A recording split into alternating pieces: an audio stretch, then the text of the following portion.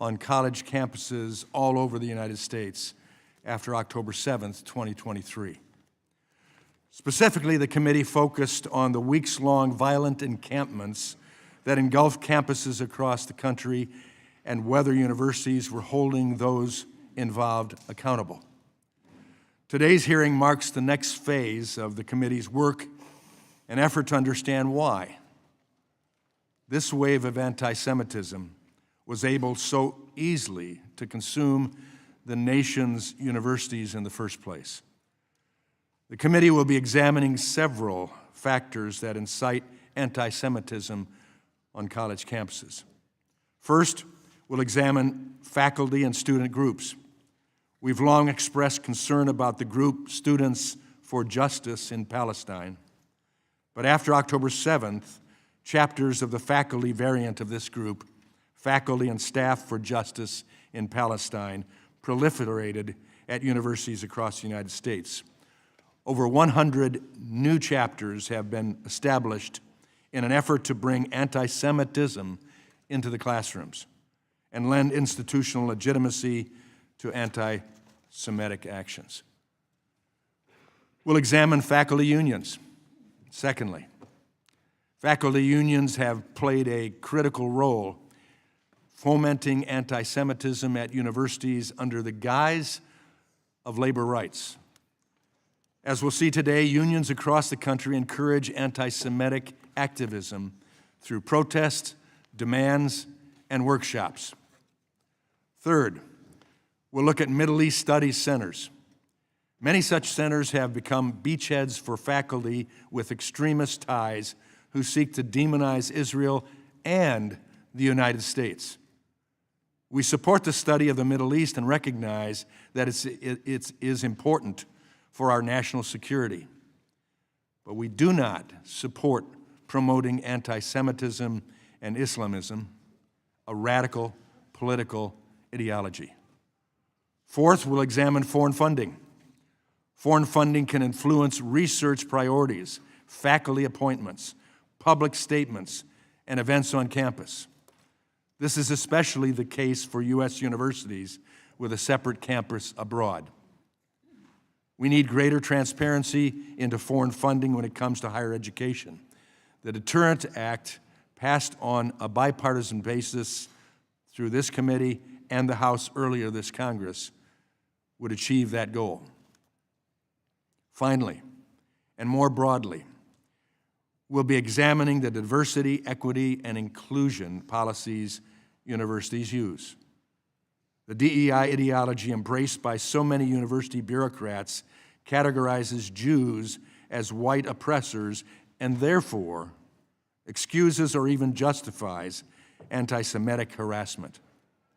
The violence, fear, and alienation felt by Jewish students is at its core a result of administrators and their staff lacking the moral clarity to condemn and punish anti-Semitism that is creating a hostile environment for Jewish students on America's campuses. We've seen that in evidence at past hearings, sadly, to a great degree. Speech that is protected by the First Amendment can still contribute to a hostile environment, and universities are obligated to do something about it. Universities can choose to hire anti-Semitic faculty, welcome students with a history of anti-Semitism, accept certain foreign funding, and let the behavior of anti-Semitic unions go unchecked. But we will see today, they do so at their own risk. While I appreciated our discussions with the presidents and chancellors yesterday in my office, and I sincerely appreciated it, especially in light of the change in schedule that forced your changes in schedule as well. It is time for clear action on your campuses that can be quantified and can be exemplified to the watching world around.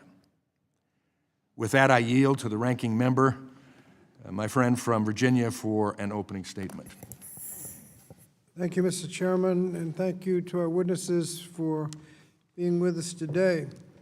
Let me begin by acknowledging the seriousness of today's hearing topic, combating Anti-Semitism, like all forms of hatred and bigotry, must be a moral and civic priority.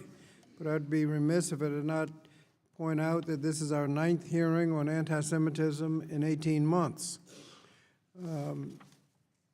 Also note that since this committee's first anti-Semitism hearing in December 2023, we've not held a single hearing addressing racism, xenophobia, sexism, Islamophobia, or other challenges affecting other student groups on American college campuses.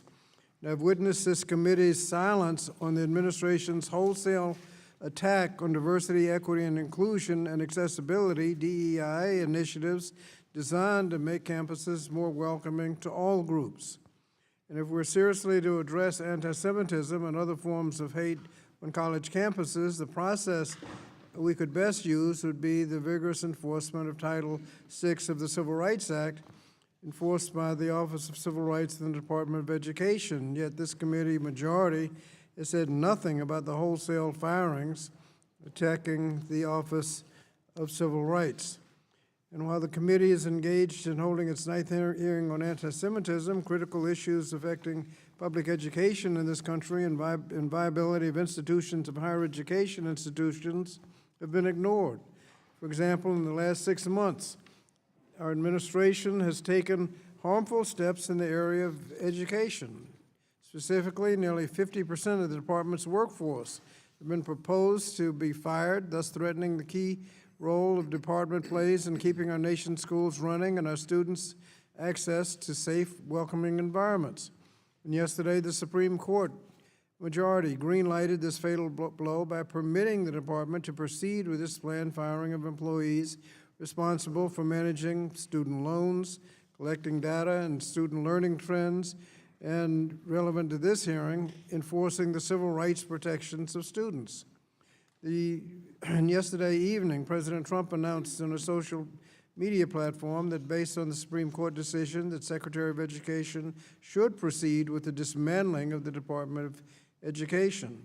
And we're seeing the impact on this action. The department is requiring many of those with student loans to change to another loan program, but those students are unable to do it because of inadequate staff at the Department of Education. That's before more people are being fired. Now, the area this committee has not held a hearing on is the impact of stripping critical federal funding on the integrity of higher education institutions and their contributions to science, medicine, and global competition. This committee has also not examined how the recent enacted reconciliation law, or as Democrats call it, the big ugly bill, will impact student loan borrowers. This law will raise costs for students seeking higher education by forcing student loan borrowers into unaffordable repayment plans, eliminating resources to help struggling borrowers, pushing students into predatory private loan market by eliminating Graduate Plus loans, capping Parent Plus loans, and limiting Pell Grant access. Further, the law exposes students to predatory for-profit institutions by stopping the implementation of the 2023 Borrower Defense Regulation, which provides student loan relief for millions of borrowers defrauded by their schools, or the 2023 Closed School Discharge Regulations, which provides student loan relief for students whose institutions closed before they were able to complete their programs. Also on July 1st, with little warning and no justification, this administration announced it was pausing nearly $7 billion in education programs that the administration initially proposed to eliminate in next year's fiscal 2026 budget. Again, we have had no hearings to examine the effect of the threat of loss of funding on the following programs. On Title IIA programs, supporting effective instruction, grant programs which support professional development and other activities to improve the effectiveness of teachers, school leaders, including reducing class sizes. 3A program, English language acquisition, which supports language instruction to help English language learners become proficient in English. The Student Support Academic Enrichment Grants, Title IVA program, which provide flexible funding for school districts for a wide range of activities, including supporting STEM education, accelerating learning courses, college and career counseling, school-based mental health services, and improving school technology, among others. And another Title IV program, Title IV-B, the 21st Community Learning Centers, which support high-quality before and after-school programs focused on providing academic enrichment opportunities for students. The Title I-C program, Migrant Education, which supports educational needs of migratory students, including children of migrant and seasonal farm workers, and the adult basic literacy education state grants, including integrated English literacy and civics education state grants, which support adult education and literacy programs to provide basic skills to help prepare adults and out-of-school youth for success in the workforce. All of these programs are at risk of the abrupt loss in funding. In response, a number of the state attorneys general have filed an emergency lawsuit just yesterday. However, cash-strapped school districts, particularly those in low-income and rural areas, cannot afford the delay in funding and will likely be forced to either lay off staff or cut back programs and services. Now, we should be having hearings hearings to support and strengthen our learning institutions. We should be insisting that the Department of Education not abdicate its responsibility to ensure that all students are afforded safe, quality, and equitable education, regardless of their race, gender, immigration status, socioeconomic status, religion, or disability status. When we should call on the officials from the Office of Civil Rights at the Department of Education to testify and ensure that they are implementing their longstanding duties to investigate, monitor, and provide resources to victims of potential civil rights violations, and they are enforcing the laws that fight anti-Semitism. So, Mr. Chairman, as we conduct our 9th hearing on this issue, I urge you to also focus some of your attention to those who have the responsibility to protect students from hate and discrimination, the Office of Civil Rights, or whatever is left of it, and the pressing issues facing colleges and students today. With that, Mr. Chairman, I yield back the balance of my time. I thank the gentleman. Pursuant to Committee Rule 8C, all members who wish to insert written statements into the record may do so by submitting them to the committee clerk electronically in Microsoft Word format by 5 p.m., 14 days after this hearing. And without objection, the hearing record will remain open for 14 days to allow such statements and other extraneous material noted during the hearing to be submitted for the official hearing record. I'll now turn to the introduction of the 4 witnesses. Our first witness is Dr. Robert M. Groves, the interim president of Georgetown University, right here in Washington, D.C. Welcome. Our second witness is Dr. Felix V. Matos Rodriguez, the chancellor of the City University of New York in New York City. Welcome. Our third witness is Matt Nozanchuk. I hope I got close on that. A principal for Matnos Strategies and former Deputy Assistant Secretary, Office for Civil Rights, U.S. Department of Education in Washington, D.C. Welcome. Our last witness is Dr. Richard K. Lyons, Chancellor of the University of California at Berkeley in Berkeley, California. Welcome. We thank the witnesses for being here today. Pursuant to committee rules, I would ask that you each limit your oral presentation to a 3-minute summary of your written statement. The clock will count down from 3 minutes as committee members have many questions for you, and we would like to spend as much time as possible on questions. Pursuant to Committee Rule 8D and committee practice, however, we will not cut off your testimony until you reach the 5-minute mark. I would like to remind the witnesses to be aware of their responsibility to provide accurate information to the committee. I'll first recognize Dr. Groves for your testimony. Chairman Wahlberg, Ranking Member Scott, members of the committee, since 1789, as the first Catholic and Jesuit U.S. university, Georgetown's religious beliefs have demanded the absence of anti-Semitism and other hatreds. Indeed, the Church has directed the Jesuits to foster dialogue across all religions. Therefore, any hatred or fear among our students destroys that dialogue. Anti-Semitism is incompatible with living our mission, and the same applies to Islamophobia and racism. Hence, we try to react quickly to threats on collaboration. On October 8th, a day after the Hamas attack, Georgetown condemned it, one of the first universities to speak out. Similarly, we try to act quickly to student conduct violations, but have learned that we need to adapt to changing circumstances almost continuously. Addressing interfaith conflict has been aided by the largest set of full-time religious leaders at any U.S. research university at Georgetown. Since 1968, a full-time Georgetown rabbi, but also Jesuit and Orthodox priests, Protestant ministers, an imam, a director of Dharmic life, and Hindu spiritual advisor. We've also built academic units, the Center for Jewish Civilization, a Center for Muslim Christian Understanding, and the Berkeley Center for Religion, Peace, and World Affairs, among others. We also try to carry out the Jesuit mission globally, now working in 16 different countries around the world. This has taught us the need to respect laws of other countries and their cultures, despite disagreeing with some of their government's policies. For example, in 2005, we brought Western Jesuit education and international affairs to Qatar. There, nearly 70% of our students are women, a group with historically limited access to education. There, we have full control over the curriculum, admissions, faculty hiring, and research activities. At Georgetown, non-U.S. financial support is accepted only to fulfill our long-standing mission, but never to alter it. Given our Jesuit values, we expose students to different viewpoints on the Middle East.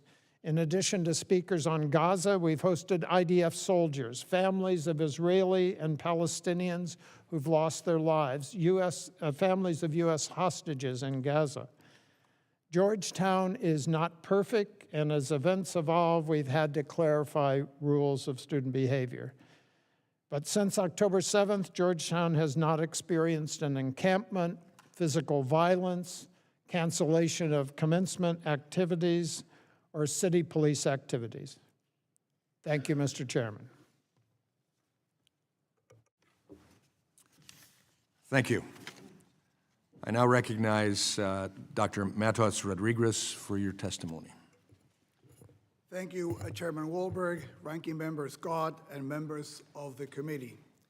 Thank you for the opportunity to testify at this important hearing. I am Felix Matos Rodriguez, and it's a privilege to serve as the Chancellor of the City University of New York and to represent our institution here today.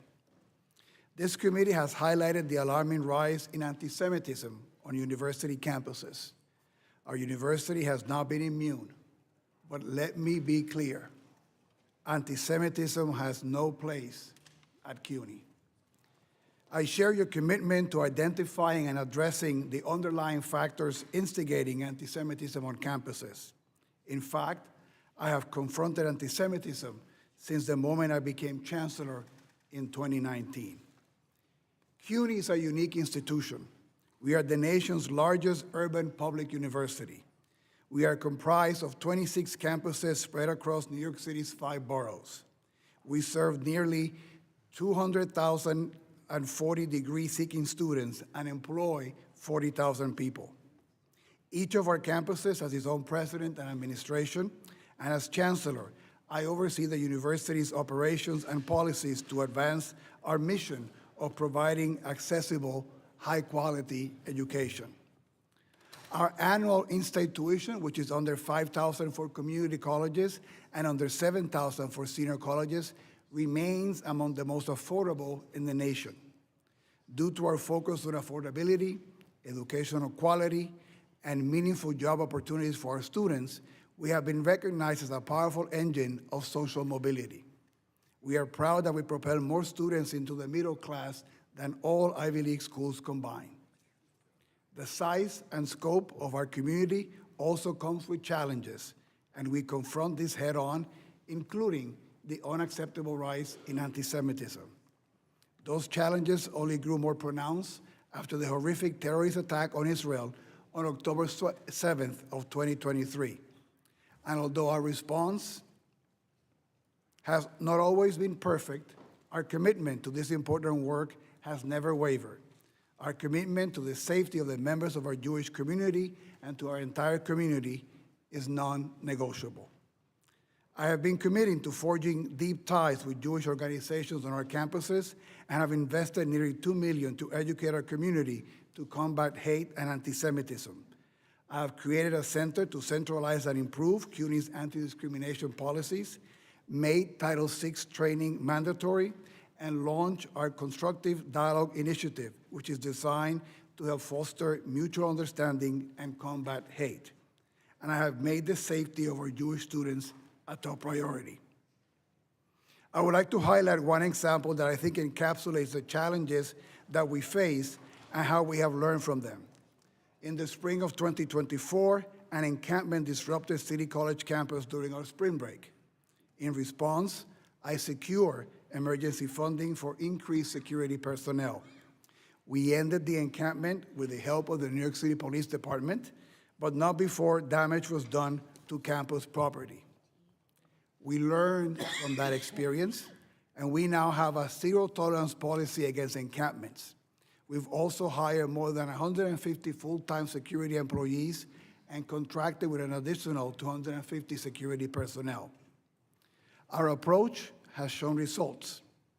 This past spring, we applied our zero-tolerance policy and worked with CUNY Public Safety to prevent an encampment at City College.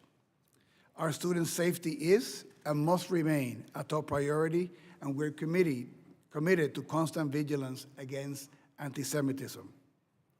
Although I am proud of the progress that we have made, I know that we must never rest until every student on our campus is safe, feels safe, and can fully participate in student life. I hope to discuss in greater detail today during today's hearing the many efforts we've undertaken to combat anti-Semitism on our campuses and address its root causes. Thank you, and I look forward to your questions. Thank you.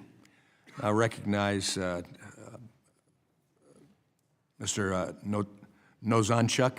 Nozanchuk. Simple to say it that way for your testimony. Good morning, Chairman Wahlberg and Ranking Member Scott. My name is Matt Nozanchuk. I'm a civil rights lawyer with a track record of fighting anti-Semitism in the Obama White House, at the Justice Department Civil Rights Division, and as a former Deputy Assistant Secretary in the Department of Education's Office for Civil Rights. I bring three key messages today. First, anti-Semitism in America and on campuses is real. Responding to it demands actions that are tailored to universities, properly implemented, and adequately resourced. Second, this administration's approach is contradictory and counterproductive. It includes the broad anti-democratic crackdown on foreign students, slashing funds for universities, disregarding the Title VI process, and gutting the office mandated to enforce the law while claiming to champion the fight against anti-Semitism. Third, Congress must fulfill its core responsibilities, meaningful oversight and adequate resources for effective solutions, not political theater that inflames campus climate and ultimately harms the students it claims to protect.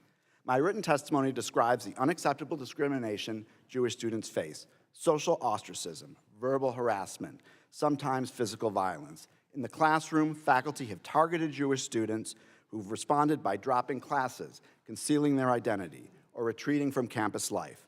The bottom line is this: no students should be forced to choose between their identity and social acceptance. This includes their connection to a Jewish homeland, whether they express it through Zionism or generally identify as Jewish. When these problems persist, it's natural to demand forceful solutions and accountability. We have robust tools under Title VI. The most effective investigations, OCR launched an unprecedented number following October 7th, result in detailed, monitored resolution agreements obligating schools to take verifiable action. They include, for example, climate surveys, mandatory training, and ensuring all complaints get addressed promptly and effectively. Here's what one campus Hillel director said about change from his campus's agreement. Jewish life has improved remarkably. Jewish students now receive responses to bias incidents within 24 hours. The Hillel Center reported a 40% increase in daily usage. Parents feel confident sending their children there. In short, Jewish life on campus is thriving. These agreements work. That's why OCR used them in anti-Semitism investigations during the first Trump administration. Proper enforcement creates meaningful, positive change. None of that is happening now. This administration boasts it is combating anti-Semitism while systematically dismantling the infrastructure needed to do it. They've gutted OCR, the office with the expertise and mandate to enforce Title VI, closing most of its regional offices and cutting staff in half. Thorough investigations are impossible. OCR dismissed over 3,400 complaints in just 3 months, an unprecedented number suggesting students in harm's way are being ignored.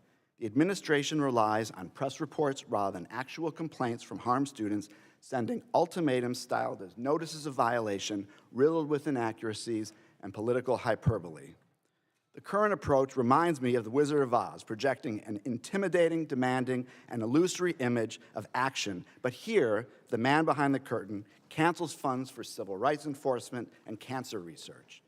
Fighting anti-Semitism is actually the camel's nose under the tent for ideological assaults on universities that have undertaken extensive efforts to address the problem. Even the Wall Street Journal editorialized that the administration is overstepping its authority by imposing sweeping conditions on funds that weren't spelled out by Congress and shooting first and investigating later. An administration committed to strengthening enforcement against anti-Semitism invests in responsible offices and critical personnel. It doesn't shutter agencies and fire staff. Many leading Jewish community voices and a majority of American Jews reject the false choice between confronting anti-Semitism and upholding democracy. Our safety as Jews has always been tied to the rule of law and protection of rights for all. Anti-democratic actions taken in our name don't make Jews safer, they make us targets. Harming universities makes everyone less safe, including Jews.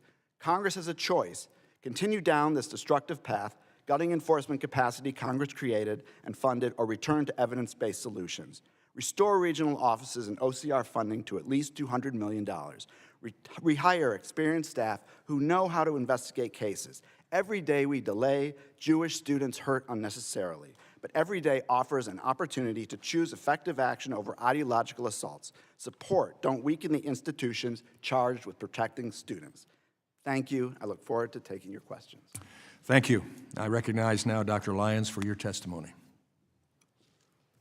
Good morning, Chairman Wahlberg, Ranking Member Scott, and members of the committee. I'm Rich Lyons, and I just finished my first year as Chancellor of UC Berkeley. Thank you for inviting me to discuss Berkeley's efforts to combat anti-Semitism and support our Jewish community. Berkeley unequivocally condemns anti-Semitism. Our commitment to our Jewish students, colleagues, and community is unwavering. Since well before the horrific terrorist attacks of October 7th, Berkeley has been partnering with our Jewish community to combat anti-Semitism and foster a vibrant Jewish life. I am the first to say we have more work to do. Berkeley, like our nation, has not been immune to the disturbing rise in anti-Semitism. And as a public university, we have a solemn obligation to protect our community from discrimination and harassment while also upholding the First Amendment right to free speech. After a year as Chancellor, I can confidently say that Berkeley is committed to meeting this challenge. We have adopted new initiatives these are designed to curb anti-Semitism by confronting the rise in hate directly. I work in close collaboration with my Chancellor's Advisory Committee on Jewish Life, with the Berkeley Center for Jewish Studies, and our pioneering anti-Semitism education initiative.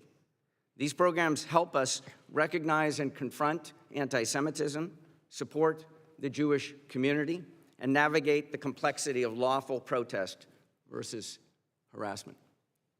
We recently instituted new anti-Semitism training for all incoming students. And we continue to invest in new security and safety measures to strengthen compliance with campus rules. These are just some of our new initiatives. We continue to work with our Jewish community to respond to the ignorance at the heart of this deplorable hatred. I'm proud of Berkeley's long history and vital contributions to our nation's success. Our mission requires that we strive for a campus where all people feel safe and respected. That same mission enables our research to advance the health and well-being and security of the American people. That mission allows Berkeley to lift more students further up the economic ladder than any other university. Our undergraduates create more funded new businesses than any other university in this country. As a public institution, Berkeley has a solemn obligation to protect the quintessential American value of free speech. This obligation does not prevent us, let me repeat, does not prevent us from confronting harassment and discrimination in all its forms, including anti-Semitism. I look forward to answering any questions you may have. Thank you. Thank you to each of our witnesses. Under Committee Rule 9, we will now question witnesses under the 5-minute rule. I'll recognize myself for 5 minutes. Let me ask the college and university leaders this first question. I'd like you to define Semitism, or define anti-Semitism as understood by, in your case, Dr. Groves, Georgetown University in all its campuses. Thank you. We define anti-Semitism as hatred of the Jewish people and all of the behaviors that might be connected with such hatred. Thank you. Dr. Matos Rodriguez. Yes, thank you. What is CUNY's definition? Thank you. Anti-Semitism is hatred or prejudice against Jews or individuals who are perceived to be Jewish. Thank you. Dr. Lyons, similarly. Your microphone. I define anti-Semitism as hatred or discrimination against Jewish people. Okay. Thank you. Appreciated the fact that each of you were able to quickly define it and simply, at least for your institution as you understand it. Chancellor Matos Rodriguez, does CUNY have an anti-Semitism problem, yes or no? We are not immune from the anti-Semitism. It is something that I've been committed to working since 2019. Without objection, I'd like to enter into the record the testimony of dozens of CUNY students who have experienced severe anti-Semitism on campuses. Hearing no objection, they will be entered. How many Jewish students have transferred out of CUNY since October 7th, 2023? I don't have that information, Chair. Be good information to get.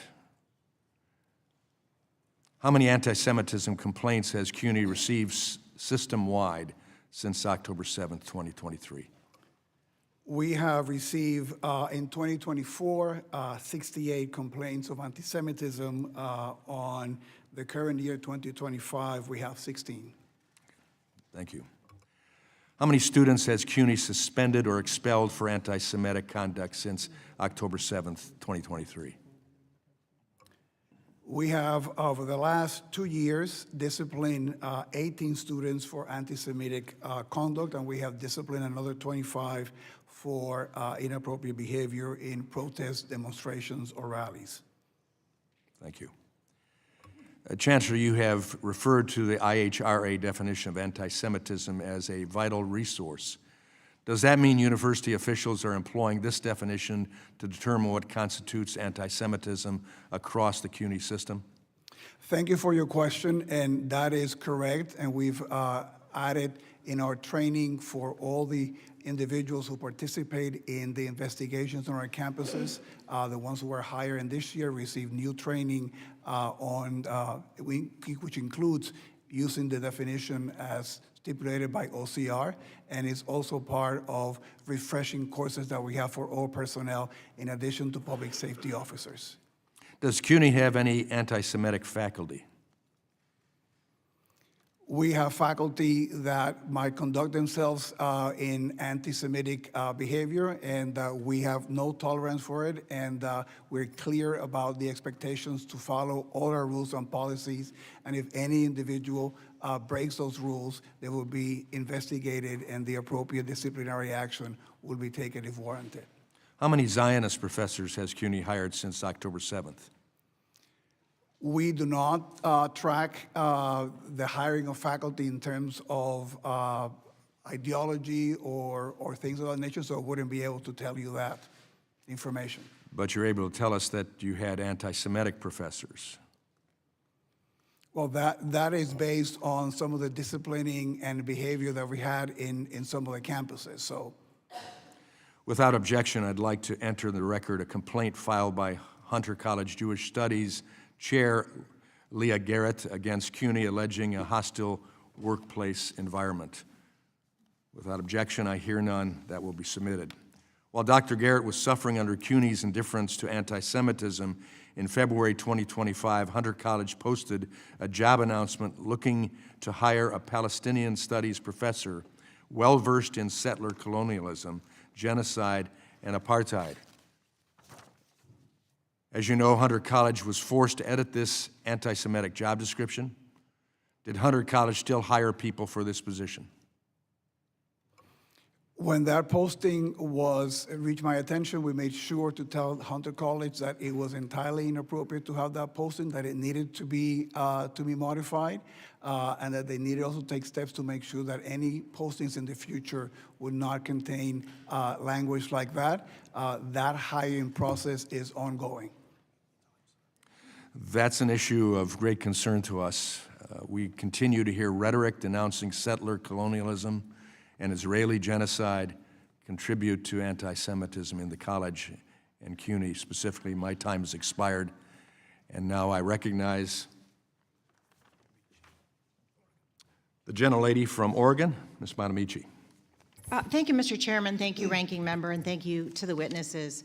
Since our last hearing on this issue in May, the Jewish community has experienced more devastating losses, including the fatal shooting in Washington, D.C. of 2 Israeli embassy employees and the Molotov cocktail attack on peaceful marchers in Boulder, Colorado. As I have said before in this committee, there has been an undeniable rise in anti-Semitism and hate speech across the country and around the globe. Jewish students and all students deserve to feel safe and be safe on college campuses and everywhere. No one should be afraid of harassment or discrimination because of their faith. And I have said before that if the majority wanted to fight anti-Semitism and protect Jewish students, they should condemn anti-Semitism in their own party and at the highest level of government. They have failed to do so. Multiple White House officials have ties to anti-Semitic extremists. This includes the current liaison to the Department of Homeland Security, the communications director for the Office of Management and Budget, and the press secretary of the Department of Defense, who posted Nazi slogans on her personal social media accounts and promoted the anti-Semitic Great Replacement conspiracy theory.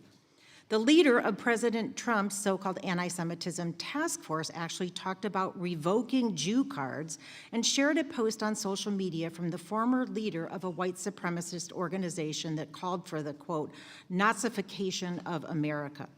Donald Trump has continued to spout anti-Semitic venom, most recently at a rally where he said, no going to the banks and borrowing from, in some cases, a fine banker, and in some cases, Shylocks and bad people.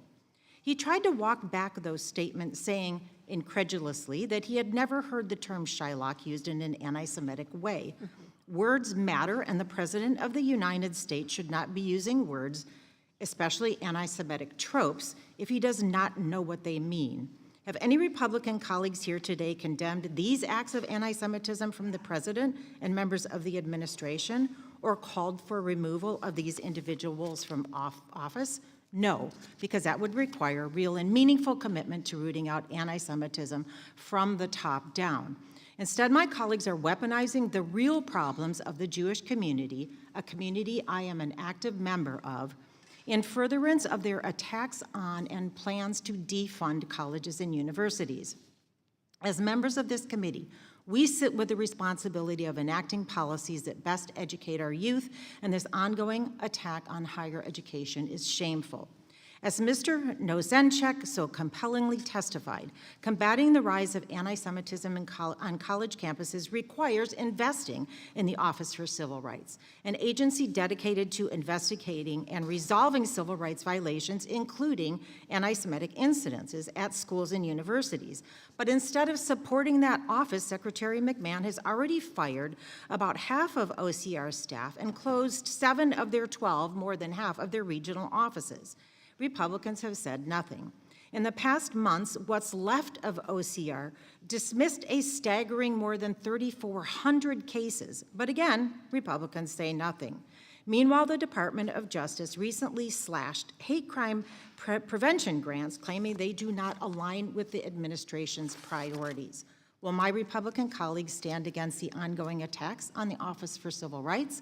And what about the hate crime prevention grants? Will any Republican colleagues advocate for these funds to be reinstated? Of course not. That would be real action.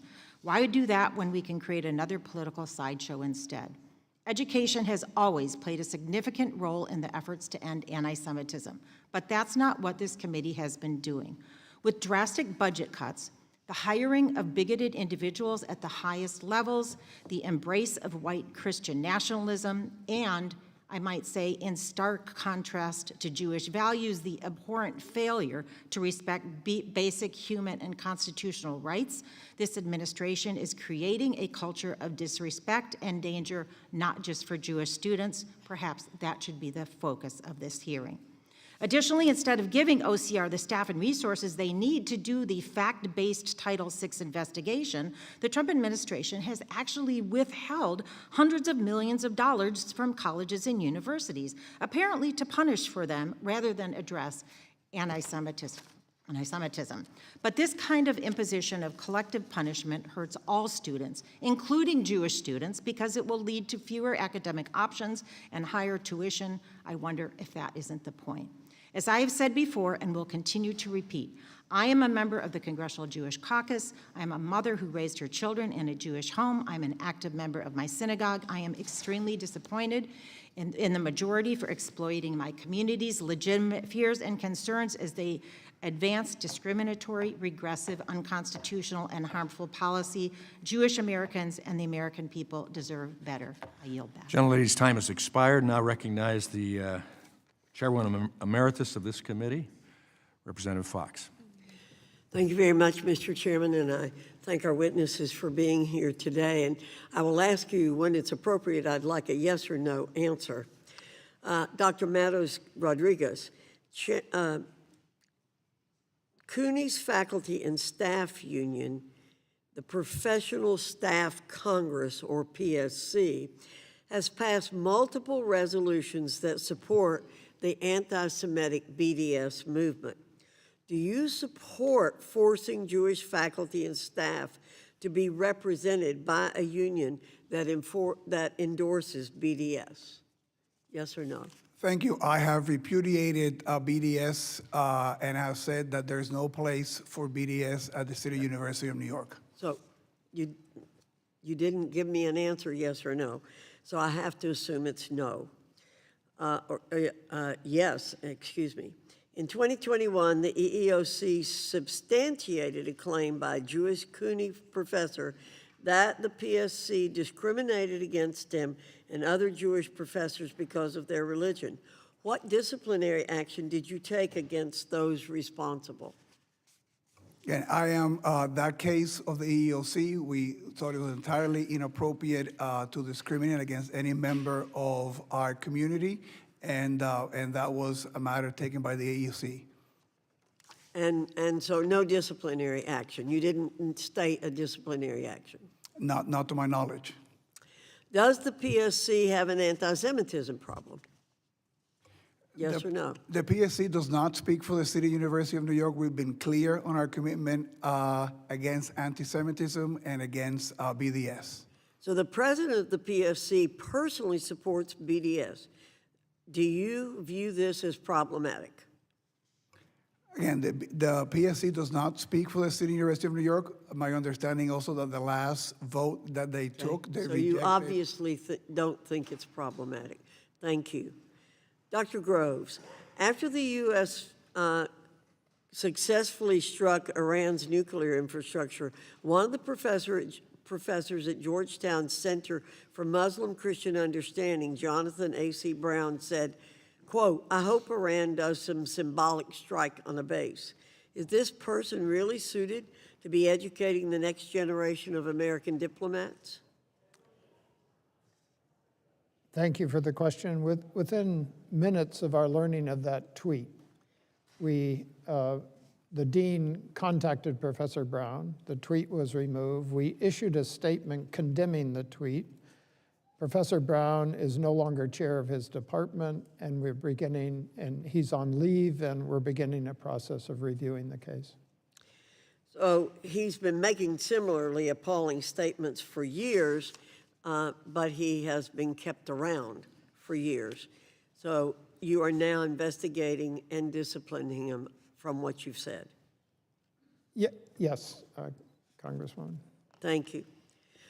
Dr. Lyons, several UC Berkeley faculty and staff have anti Semitic remarks and justified Palestinian terrorism.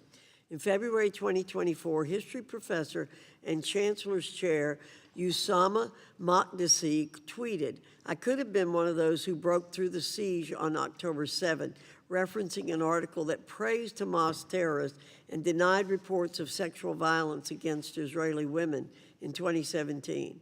Continuing lecturer Hatim Bazian, co-founder of Students for Justice in Palestine, posted anti-Semitic tweets, including one depicting a stereotypical ultra-Orthodox Jew with the statement, "Mom, look, I is chosen. I can now kill, rape, smuggle organs, and steal the lands of Palestinians. Yah." An October 2023 survey found 85% of Jewish students felt UC Berkeley had not adequately addressed their safety concerns. Understandable given the conduct of some university personnel. Dr. Lyons, do you condone the statements made by these Berkeley employees? I'm unable to comment on the discipline of an individual faculty or a comment of an individual faculty. What I can say is that you mentioned several different phrases in different events. So separate from the people that you're mentioning, if I heard or saw some of those statements, I would both view them as objectionable, if not reprehensible, and I would also immediately report it, and I would also have empathy for our Jewish community. So what are you doing to make reforms to your hiring practices to see that you don't bring people like that onto the campus in the future? Let's make the answer brief. The time has expired. We use, when hiring faculty, we use academic standards to hire faculty. We don't use ideological conditions to hire faculty. Well, obviously, your academic standards have been failing you, and I'd look for other standards if I were you. Thank you, Mr. Chairman. Gentlelady's time has expired. I now recognize the gentleman from California, Mr. Takano. Thank you, Mr. Chairman. Thank you to witnesses for being here. Mr. Nosenchuk, in your time with the Department of Education's Office of Civil Rights, you helped to lead the most resolutions of anti-Semitism cases in OCR's history. Congratulations on that. In your experience, is a committee hearing such as this an appropriate venue to determine whether an individual school has violated Title VI laws? Thank you for the question. Title VI investigations are very fact-intensive. When they're opened, OCR investigators go onto a campus and speak with people, look at documents. It is not a inquiry into whether any specific word is anti-Semitic, but it's a holistic determination as to whether there was harassment or hostile environment that violates Title VI. So it's fairly non-political, dry, fact-intensive inquiry. Yes, non-political. Okay. The Trump administration has made a lot of commitments to combating anti-Semitism on college campuses. Is the current Office of Civil Rights, or OCR, equipped to fulfill those promises? From what I understand, Congressman Takano, it is not. As I noted in my testimony, the staff has been cut by half. I understand that now the average caseload for the investigators remaining is 200 cases per person, and it's very important to note that of the 7 of 12 regional offices that were eliminated, those were the offices where the greatest expertise was for investigating and bringing to resolution the anti-Semitism cases that we resolved. And as I said, we resolved a record number, 5 times more than the first Trump administration. So in your experience, pursuing anti-Semitism charges or claims, determining whether or not those anti-Semitism did occur, or any form of discrimination under Title VI, it's a time-intensive and staff-intensive process. Yes, absolutely, and it's not simply determining whether there was an instance of anti-Semitism, but it's determining whether the instances that occurred rise to the level of harassment or hostile environment such that Title VI has been violated. Thank you. OCR has dismissed over 3,000 civil rights complaints between March and June of this year. Mr. Nosenchuk, what is the difference between conducting investigations based on press reporting and external sources, as the Trump administration is doing, and doing a process-based Title VI investigation that is based on specific complaints filed, as was the practice of past administrations? Thank you for the question. I think the best illustration of that is actually in a U.S. News and World Report opinion piece that a student at Harvard, Sarah Silverman, just published yesterday. She wrote that she had had her mezuzah stripped off of her doorpost. It was a one instance of individual discrimination that was detailed in the Harvard Notice of Violation, and the administration did not even talk to her about what had happened. So relying on press reports, relying on broad statements or perceptions is not how Title VI is supposed to work. Again, it's looking at the anti-Semitic discrimination has occurred and then determining whether it has risen to the level of hostile environment, determining whether Jews have been targeted unlawfully. Thank you. Have the Trump administration's actions made campus more safe or less safe for students who are victims of anti-Semitism? Based on everything I'm hearing from Jewish students, including the one whom I just mentioned, it's making campuses less safe. Mr. Rosenchuk, Republicans claim that certain institutions of higher education like Georgetown are subjects of foreign influence that radicalizes their students. As a former federal government employee, you've taken a number of ethics trainings in your own career. Which would you say is an example of undue foreign influence? A long-standing 2-decade academic partnership with a foreign country that serves to build diplomatic partnerships? Or B, a $400 million luxury plane gifted to the President of the United States by a foreign government for his personal use? Thank you for the question, Congressman. I would say there are rules for transparency and reporting that pertain to funding from foreign governments to universities, and those, I believe, need to be followed. Thank you. Well, the majority uses hearings like this one to rail against foreign influence while their own administration routinely violates clear ethics boundaries with foreign governments. They have turned this hearing room into a kangaroo court where they spend our time litigating a predetermined outcome to do nothing, actually to help Jewish students, just make public theater out of legitimate pain. This scorched earth warfare against higher education will endanger academic freedom, innovative research, and international cooperation for generations to come, and I yield back. Thank the gentleman. His time has expired, and now recognize the gentleman from Pennsylvania, Mr. Thompson. Oh, thank you, Chairman. Dr. Groves, well, first of all, once again, thank you for the care at Georgetown University Hospital that I received with some treatments. Just very impressed there. Dr. Rose, recently something did come to my attention, and I want to see if you're aware of it. Are you aware that in 2024, flyers designed to mimic eviction notices were placed on Jewish students' dormitory doors on your campus, falsely accusing Israel of genocide and ethnic cleansing? I am aware of that. This was during move-in weekend for our new students. We acted on that immediately, removed the eviction notices with a assembly of staff around, identified the perpetrator of this, and discipline was done for him. Very good. So obviously this violates the Georgetown policy. This was abhorrent. And for the students who saw this and were hurt by this, we apologize as a university. This is intolerable at Georgetown. We cannot have this sort of behavior. Well, thank you for taking that action, and thank you for taking the disciplinary action. Incredibly important. Dr. Groves, does Georgetown employ any anti-Semitic faculty members or fellows? We have faculty that have the range of opinions on every issue facing humankind. We police carefully the behavior of our faculty in the classroom and their research activities. They are free, as all residents of the United States, to have speech in the public domain. And yeah, I wanted to point out one in particular, one to start with anyone, Imad Shaheen, a senior fellow at Georgetown Center for Muslim Christian Understanding,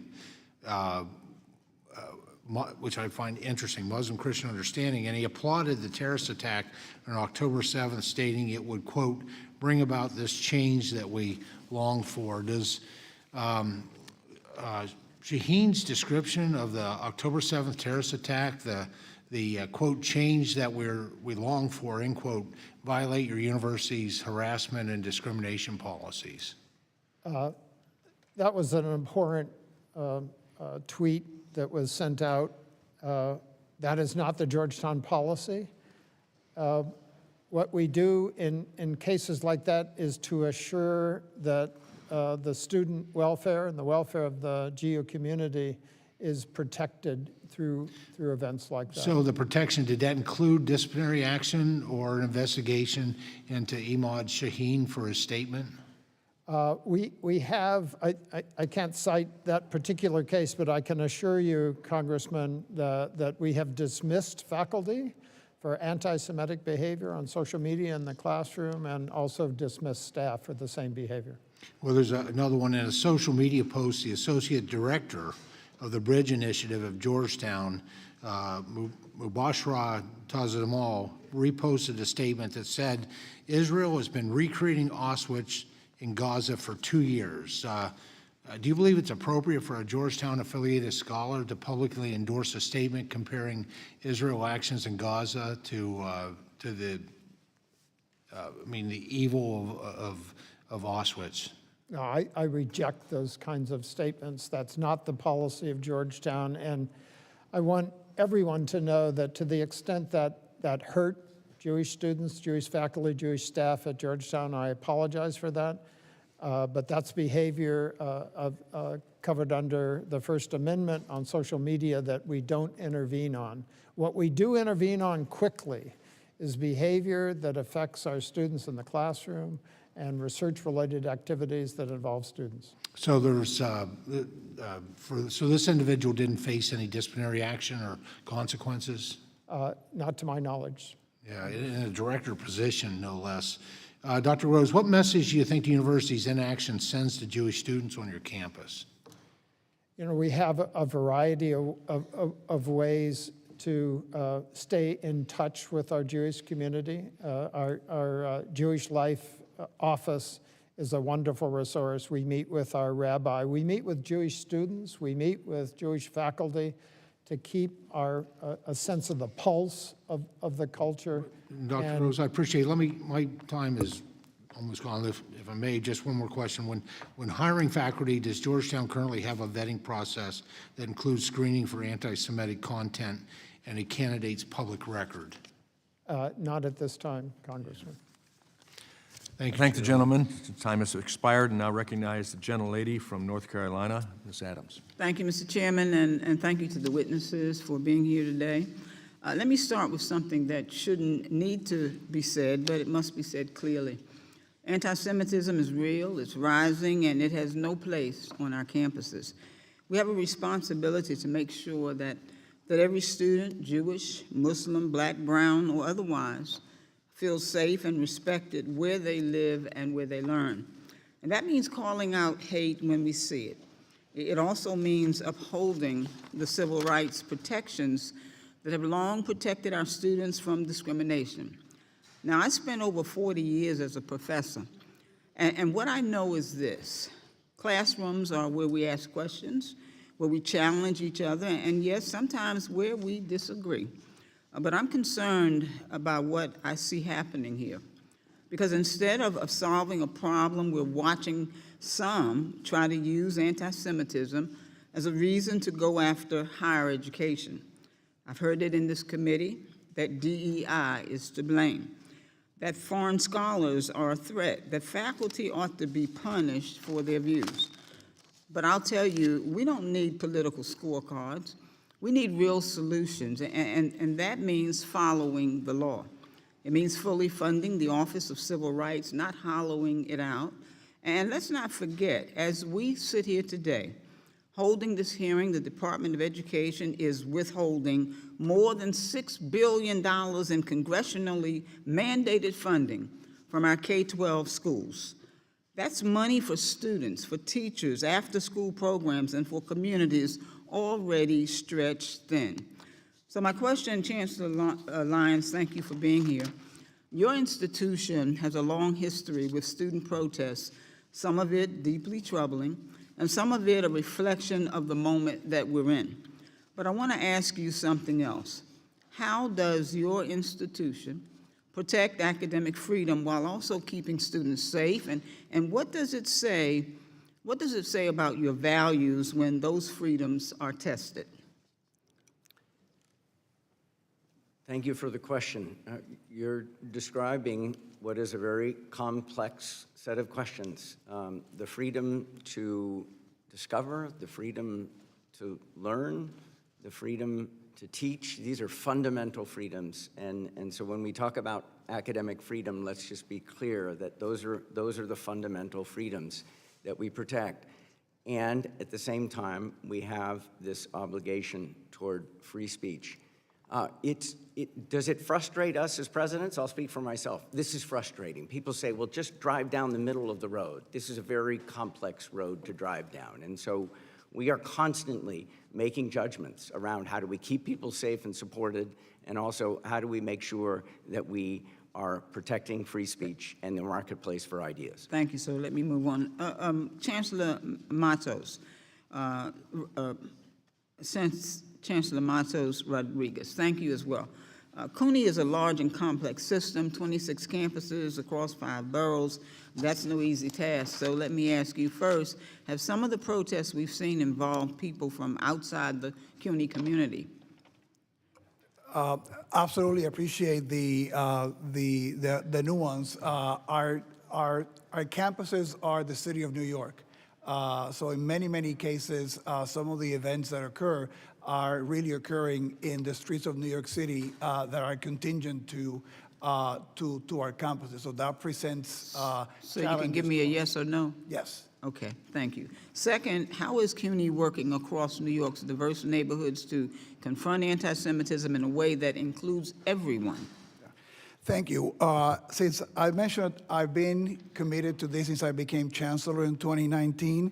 I had learned as president of Queens College that you needed to bring people together. We had at Queens College the largest Muslim and Jewish populations of our campuses at CUNY, and I learned the value of bringing people together. So I have a Jewish advisory committee on Jewish life. that I brought together in 2023 to listen to the members of the community, to get their feedback and Okay. get answers. Thank you so much. Let me ask you one final thing. We've heard concerns from faculty who were recently not reappointed despite having full enrolled classes scheduled for the fall, and I understand that those matters may be going through a formal process. I know you may not be able to speak to individual cases, but as a former professor myself and a department chair, somebody who believes deeply in transparency and fairness, I want to ask you, would you be willing to follow up with my office and provide more information on the policies and procedures that guide faculty appointments and reappointments at CUNY? I appreciate the question. We're here to answer all the questions and cooperate fully with the committee. Okay, thank you, sir. I think my time is up. Mr. Chairman, I yield back. I thank the gentlelady. Now I recognize the gentlelady from New York, Ms. Stefanik. Thank you. I want to begin by discussing the heinous scourge of anti-Semitism on your watch as chancellor at CUNY. You are aware at Baruch, Jewish freshmen were welcomed with heinous anti-Semitic taunts about the hostages killed by Hamas. Quote, "Where's Hirsch, you ugly expletive, expletive? Go bring them home," end quote. Quote, "You ain't going home tonight. Go back to Brooklyn. All Zionists are terrorists," end quote. Are you aware of those anti-Semitic harassment slurs? Those are deplorable statements, and if they were associated with the event at Baruch, an investigation was done and students were disciplined. And students were disciplined in both of those cases? At Hunter, Jewish students were forced to enter the main university building under a swastika for hours. Is that correct? My understanding of that is that the swastika was placed outside, and we have a custom of erasing all such deplorable symbols. In that particular case, there was a delay because it had to be referred to the NYPD for the anti-hate investigation. Let me remind you of this particular case because that's not according to your own staff. In fact, the Hunter College Director of Jewish Studies emailed university leadership requesting that the swastika be taken down. And instead, this was the response for everyone to see. Apologies, but it is not that simple. Is that the position of CUNY? It is entirely unacceptable that. And that was this hateful- administrator disciplined who emailed? Again, in that particular case, we were working with the New No, York City Police was this Department. administrator disciplined for sending this response? Any case that we have will investigate, and the appropriate action will be taken. So what was the appropriate action taken against this administrator in this case? In this case, as I mentioned to you, we are working with the New York City Police Department. So no that disciplinary indicated- action has been taken by CUNY? Is that Again, correct? we will investigate any action. So an and take action. investigation, but no actual action, like so many of these failed university presidents. But it's not just this case. You talked about how you focused on this since 2019. But let me remind you, in 2021, you hired Abdi Allah as CUNY's Chief Diversity Officer, and this role includes overseeing anti-Semitism complaints and initiatives. Were you aware at that time that this senior administrator you hired was previously employed Chairman, I by have a CARE, parliamentary inquiry. the Council on American Islamic Relations? Gentlelady will suspend. My time, can what you is hold the the- time? It was We'll hold it- 2:25. We'll hold the time. Does the committee have a policy on publicizing people's personal emails? This is a university administrator's email. Email addresses? No, we don't have a policy, I'm told, on that, and again, this is at the university. This is a university email, a public university in the state of New York. Following up at 2:25, which my time is, I'm referencing the CUNY Chief Diversity Officer, who you hired in 2021. They were previously employed by CARE, the Council on American Islamic Relations. Is that correct? So she was hired to be the Chief Diversity Officer at the central office with no responsibility over cases that have to deal with students or faculty. But yet, you were aware that she was previously employed by CARE, Again, I was not directly responsible for that. even though she was the Senior Chief Diversity Officer? As I mentioned to you, I was not directly responsible for that hire. So is it okay, from your perspective, obviously it is, to have a former employee of CARE? Let me remind you, CARE was a co-conspirator in a terrorist financing case and has ties to Hamas, a designated terrorist organization. Is she currently still employed by CUNY? She is. There you go. So no action, just words here today. Even further, and by the way, her salary is paid for by the New York taxpayers, correct? We have the expectations of total professionalism and compliance with all the rules and policies of CUNY.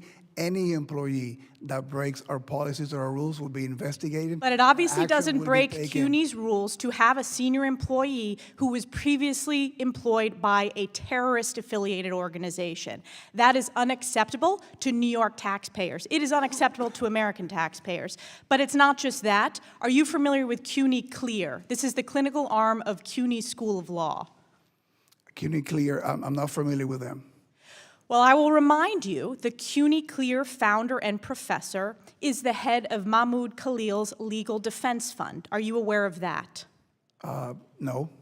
Does it concern you that New York taxpayers are paying the salary for the legal defense fund of Mahmoud Khalil? And I'll remind you who Mahmoud Khalil is. This is the chief pro-Hamas agitator that led to the anti-Semitic encampments at Columbia, the rioting and violent takeover of Hamilton Hall, the harassment and physical assault of Jewish students. Again, we do not condone any kind of anti-Semitism. But you in our allow campuses. the head of the clinical legal organization and a professor to be the chief legal aide to Mahmoud Khalil and do his legal defense fund. Those decisions are made in the clinics, are made in the individual campuses. It goes up to you. You are the chancellor. Those decisions are made at So you the take no individual responsibility. campuses. I take responsibility for any behavior of our faculty. So and is this staff that acceptable? Is this anti-Semitic. acceptable? Any behavior that is anti-Semitic Is and this is in acceptable violation of our that the rules. legal defense fund for Mahmoud Khalil is the head of CUNY Clear? That's acceptable under your watch. We do have no tolerance for anti-Semitism on our campuses, and we've been very So will clear. this person be fired? Anybody that breaks our rules and our policies, there'll be an investigation, we'll investigate, and if there's any disciplinary action to be taken, we'll take it.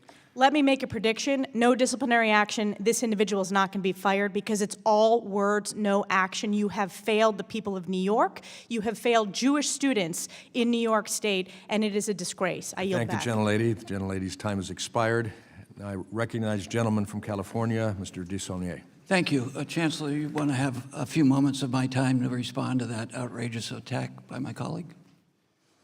Again, thank you for the opportunity. I just want to make clear that the rules of the City University of New York apply to all our students, faculty, and staff. Anybody who behaves in any way that it is anti-Semitic, that sponsors violence against members of the Jewish community or any community, discriminate or harass, will be investigated and held accountable based on our rules. That it's clear, it's our commitment. I have been engaged in fighting anti-Semitism as chancellor since I became the chancellor in 2019.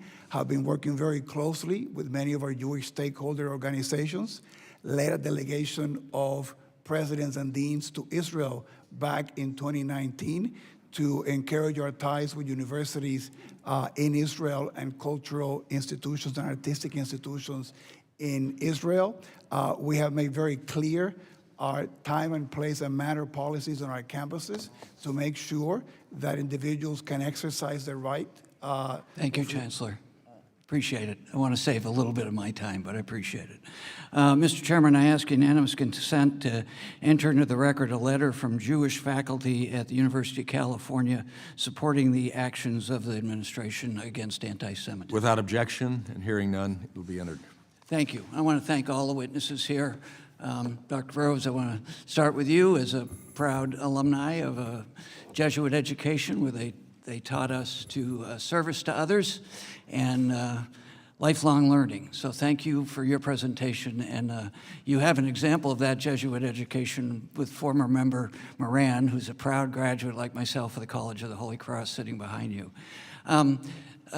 Chancellor Lyons, it's always delightful to see you. I don't have the honor of representing the campus itself, but I like to say that I can look down on your campus from Grizzly Peak on my side of the district. I want to, first of all, mention that you are from the Haas School of Business, one of the best business schools in the country, hardly a hotbed of anything but excellence. So you as the dean of that school, it's sort of the stereotypes that we get into. It's a very big school with a lot of great programs. It's also can be proud of the fact that out of the University of California, Berkeley, there have been 59 Nobel laureates between alumni and faculty. I would also add, as a friend of the current rugby coach, it's also the home of 29 rugby championships. But could you talk about some of the things you've already mentioned that you've done, elaborate to any degree you'd like, about your involvement and your predecessors in trying to balance the First Amendment rights as a public university, the best public university in the country and arguably the best in the world, against hate and violence and anti-Semitism, which is no small feat? Well, thank you. I think a place to start is around what are so-called time, place, and manner rules. We encourage the expression of free speech on the Berkeley campus. That's an important part of a vibrant campus. It's an important part of a vibrant society. At the beginning, so I've been in my role for a year now, and we were very, very clear at the beginning of the year, across the whole UC system, I should say, certainly at Berkeley, tents are not allowed. Tents are not part of an expression of free speech. Were we tested? We were tested. We took them down immediately. There's a gate on the campus called Sather Gate. It's right in the middle. It got partially blocked, and some of the times before I became chancellor, one of the no tolerance rules, we communicated it clearly, is no blocking the gate and any part of the gate. There was a sukkah that got erected in front of the gate. We took it down effectively immediately. Anyways, part of the time, place, and manner rules, that's not just something to counter anti-Semitism. Those time, place, and manner rules need to be content neutral, and they are. But we needed to communicate what the standards are, while at the same time making sure students know that expressing your views consistent with the First Amendment is something that Berkeley doesn't just condone, it actually encourages it. And consistent with a letter from the faculty that I am submitting, how have the various communities responded to that? Well, thank you. I'm particularly heartened by that faculty letter. They did not need to do that. There were over 80 of them. These are our Jewish faculty who are saying, not that Berkeley is perfect. As I said in my opening statement, we have some getting better to do, and we're going to do it. But the idea that we made a lot of progress over the last year, and they are with us and with me, is heartening, and they like what they say. We've made a lot of changes, not just around time, place, and manner. We're connecting with the Jewish community and Jewish leadership in new ways. We have changed our education and training initiatives. We have a new course called Openness to Opposing Views that we plan to roll out as much as possible to incoming students. So there are many fronts. Appreciate that. The gentleman's time has expired. I recognize the gentleman from Georgia, Mr. Allen. Thank you, Mr. Chairman, and I want to thank all of you for being here today and testifying. Growing up, my parents basically ingrained in me the biblical definition of free speech. And that was, my mother always said, if you can't say something nice about somebody or your country, don't say anything at all. AI says, in a biblical context, free speech is not an absolute, unrestricted right. Instead, it is a freedom that comes with responsibilities and limitations. While the Bible emphasizes the importance of speaking truth and building others up, it also highlights the need for restraint, graciousness, and love in communication. Wouldn't this place be a better place if we could all behave like that? Isn't that amazing? So, I got to ask some hard questions. Dr. Groves, are you familiar with Francesca Albanese? Yes, I am. In 2014, Albanese wrote, America and Europe, one of them subjugated by the Jewish lobby and the other by the sense of guilt about the Holocaust. When did Georgetown bring Albanese on as an affiliated scholar? I think she came in 2015, roughly, but she only gave a few lectures. She is not on the payroll of Georgetown. and never was, Congressman. Was Georgetown aware of Albanesa's anti-Semitic statements at that time? Not to my knowledge. That's the first I've heard of that statement. In the decades since, Albanesa has continued to endorse terrorism and spread anti-Semitism. In that time, did Georgetown consider terminating its relationship with Albanesa? I don't know the answer to that. Happy to follow up on whether that was a consideration, but she is not at Georgetown. She is not on the payroll, and she's not present on campus. Last week, the Trump administration sanctioned Albanesa over her long track record of supporting terrorism and perpetrating anti-Semitism. Is Albanesa still an affiliated scholar of Georgetown? She is still listed as an affiliate, but she's not present on campus nor participating in the center. And let me tell you the problem we have here is, like I said, the way I was brought up, you have accountability, okay? In other words, you got to have guardrails. And if you get outside of those guardrails, you do something about it. You don't let this stuff linger on because it just rots. And that's the problem we all, I think, have up here is, for crying out loud, you got to get rid of these people that are perpetrating this hate.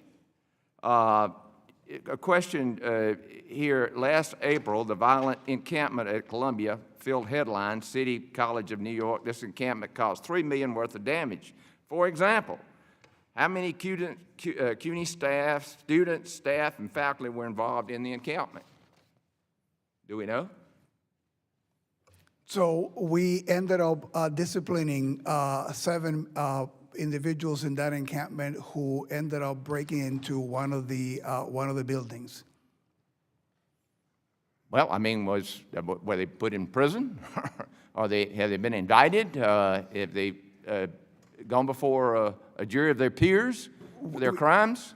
We collaborated with the district attorney in those cases, and there were 7 individuals who were disciplined. I cannot comment on the individual discipline, but what I can tell you also, we have a zero tolerance policy on encampment. Some of the lessons learned in that encampment have guided our work after that, and that we've been successful in making sure that we have had no other encampments in our campuses as a result of that experience. Well, all I can tell you, things have changed a lot since I was in college.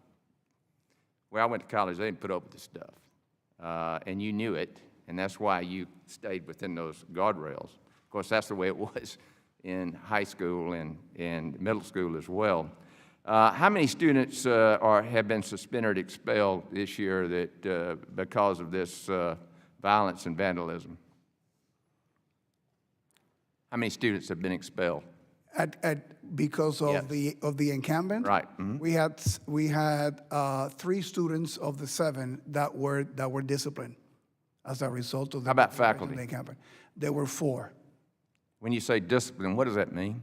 I cannot comment on the individual cases. Discipline goes from reprimands, training, suspension, or termination, and we have terminated individuals in the faculty and staff for violating our policies on anti-Semitism. Well, the great thing about this country is you have the right to prove that you're innocent, but if you're guilty, you know what?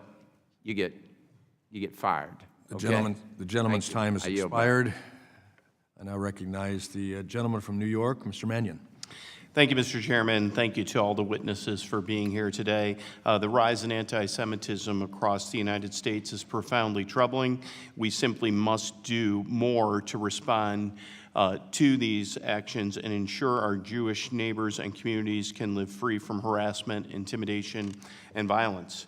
We all must stand together to reject any targeted hatred or bigotry against any group due to their religion, ethnicity, or other demographic. But as we hold this hearing, let's be clear about the problem that we're facing. Anti-Semitism is not limited to just college campuses. It has spread rampantly in our communities, our online platforms, and our politics. Yet the majority of this committee are set on repeatedly singling out higher education and attacking university presidents and labor unions that represent their faculty while refusing to pursue serious, comprehensive solutions. In fact, they've supported this administration's moves to gut the Office of Civil Rights at the Department of Education, cancel grants for hate crime prevention, and openly has embraced individuals with known records of offensive, conspiratorial, hateful rhetoric. I call on my colleagues on the other side of the aisle to hold those in their own party accountable and approach this issue in a more thoughtful manner. Chancellor Matos Rodriguez, given the importance of combating anti-Semitism in our state, I'd like to give you an opportunity to elaborate on CUNY's efforts. Your testimony describes the independent investigation that was commissioned and the resulting report, which included a set of recommendations. What steps is the CUNY system currently taking to implement those recommendations?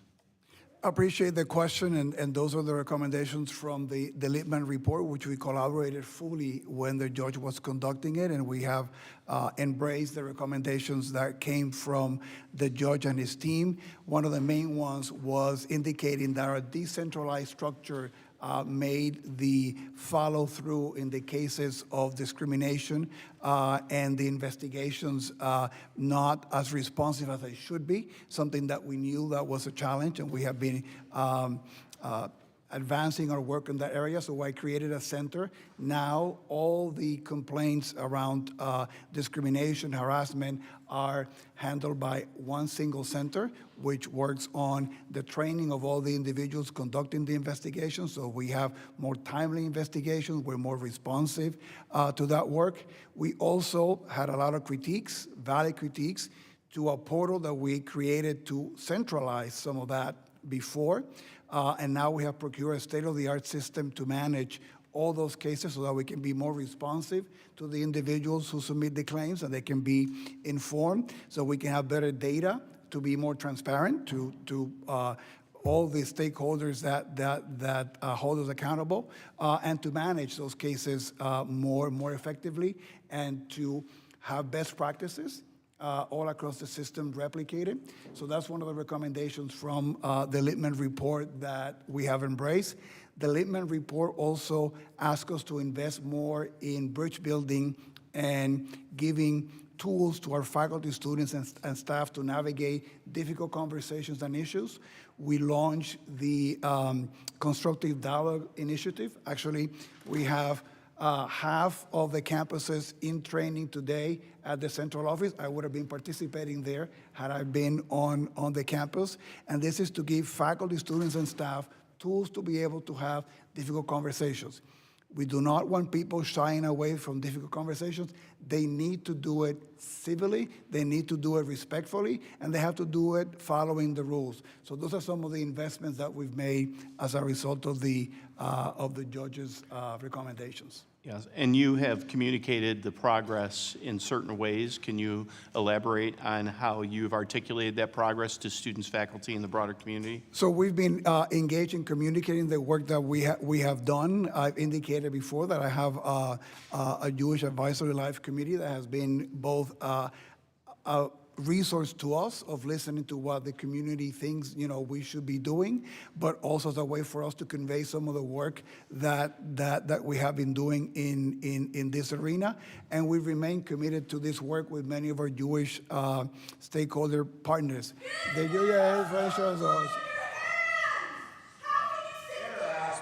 Suspend. The lady.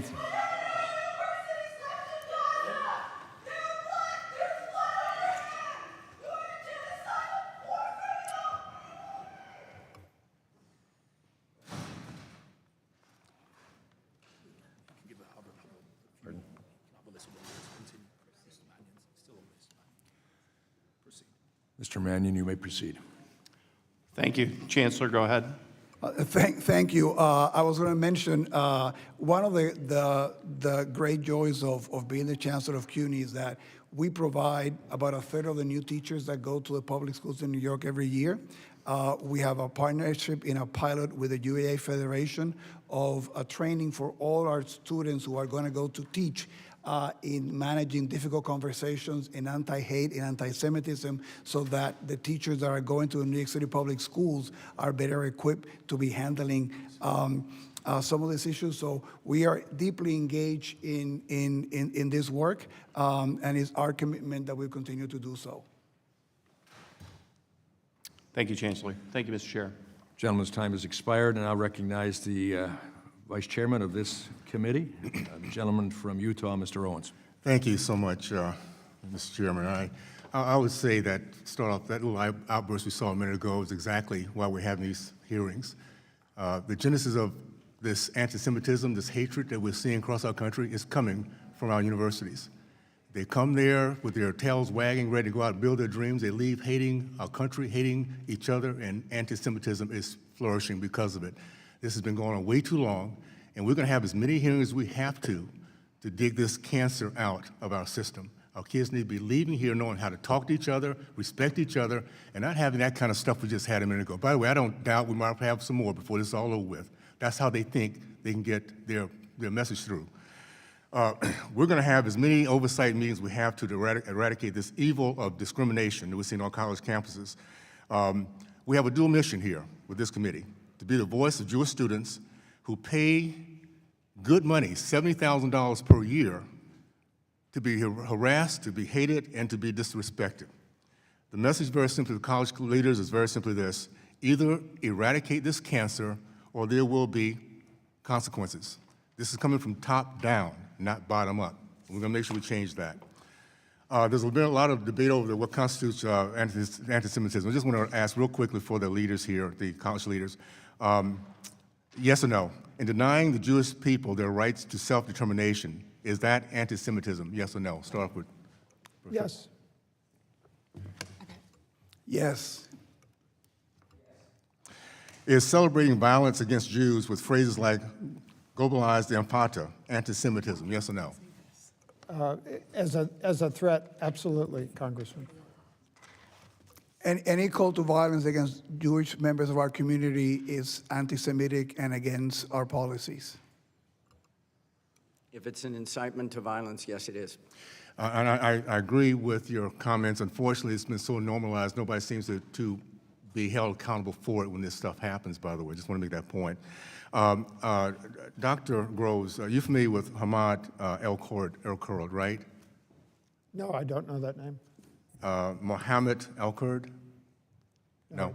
Okay. He's an activist that has been spending a lot of time on your campus. He says Israelis harvest organs of the martyred and have an unquenchable thirst for Palestinian blood.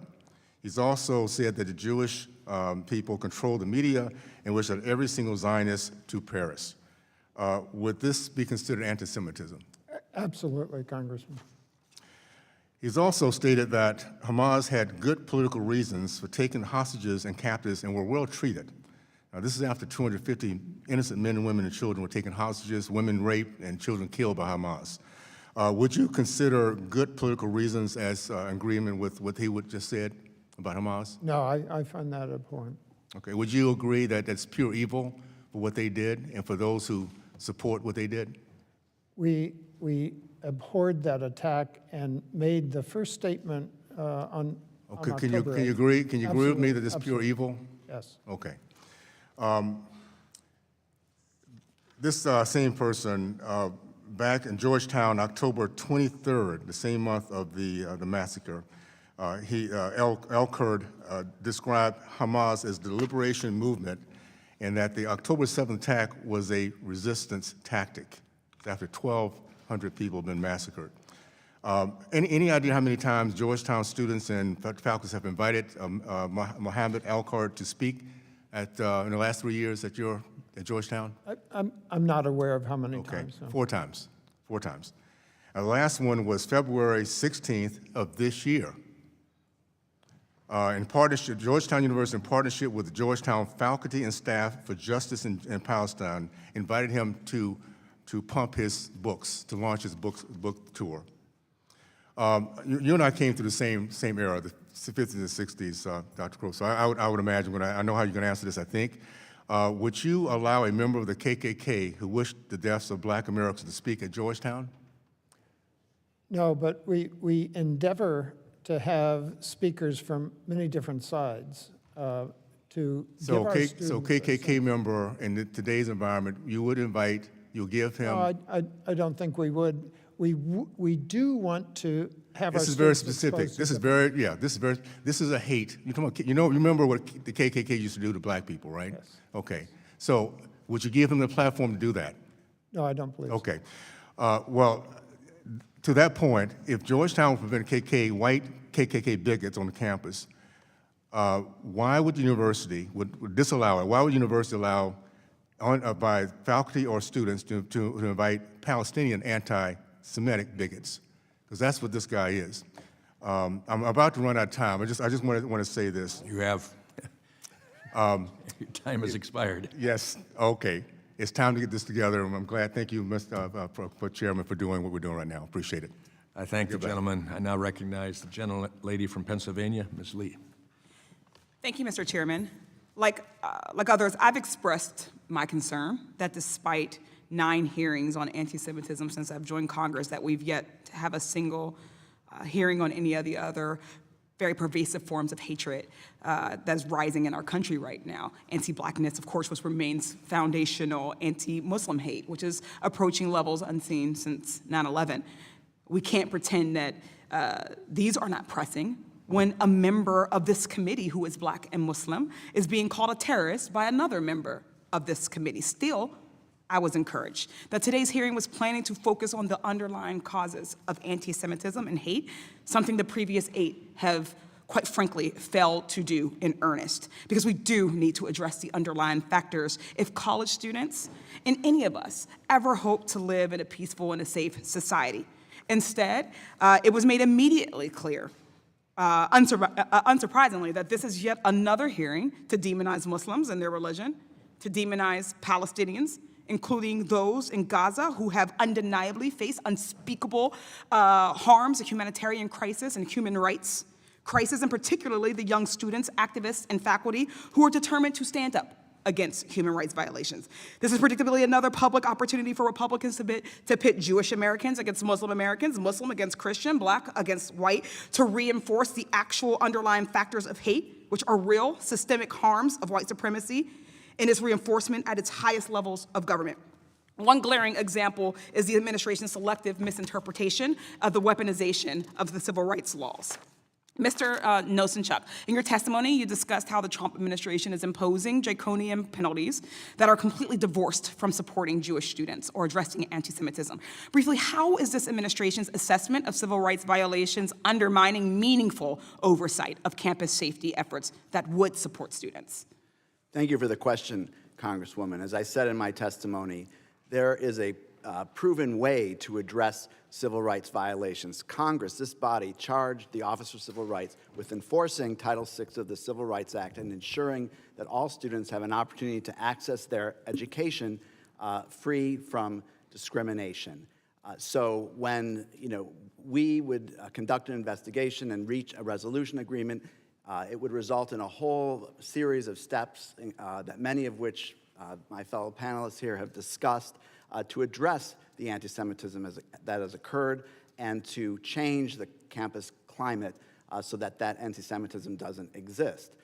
In addition, when investigations are conducted, it's not like there's only one type of discrimination that's occurring. Often, when an investigation is conducted and there's evidence of, say, anti-Black discrimination, we might also have found evidence of anti-Semitic discrimination and expanded the investigation to encompass that. We had that flexibility. Imposing a $900 million penalty on a university is not going to prompt university presidents sitting here to think about how they're going to address anti-Semitism. They're going to think about how are they going to fill this huge hole in their budget that's just been created by a penalty that has nothing to do with the discriminatory conduct that has actually occurred. Thank you. I mean, and I want to also be clear, like that we don't allow ourselves to be lost in rhetoric. This administration's attack on colleges isn't just about campus safety. I argue it's not about it at all. It's about suppressing education. The point of college, we've talked about, is for students to expand their worldviews, develop critical thinking skills, make them less susceptible to disinformation, and navigate how to stand up for what's right and important to them.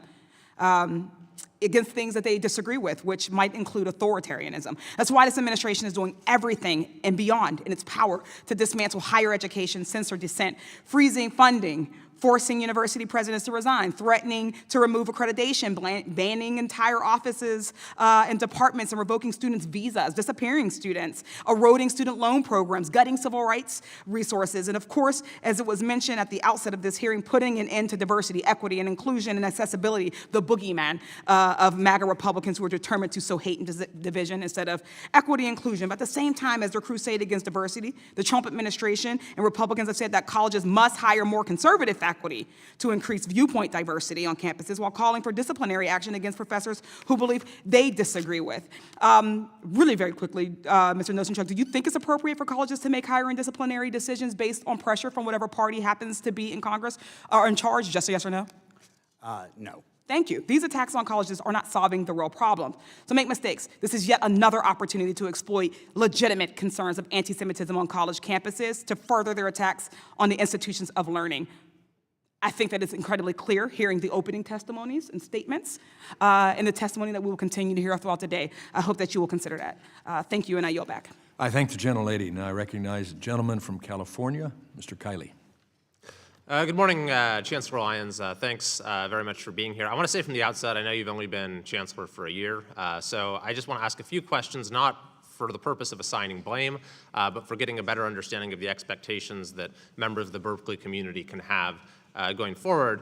And I also want to say at the outset that while I think Berkeley's reputation as being kind of a cartoonishly leftist institution is well earned in some ways, in other ways it is an enormously important institution for our country that does tremendously beneficial research, continues to do so, and provides tremendous opportunities to students across all of its campuses. So I want that to be acknowledged as an important part of the story as well. But let's just start with a simple question. Why do you believe anti-Semitism is so pervasive at Berkeley? Anti-Semitism is pervasive in the world. It's pervasive in this nation, in society. I think our universities are reflections of our societies, especially a large public university.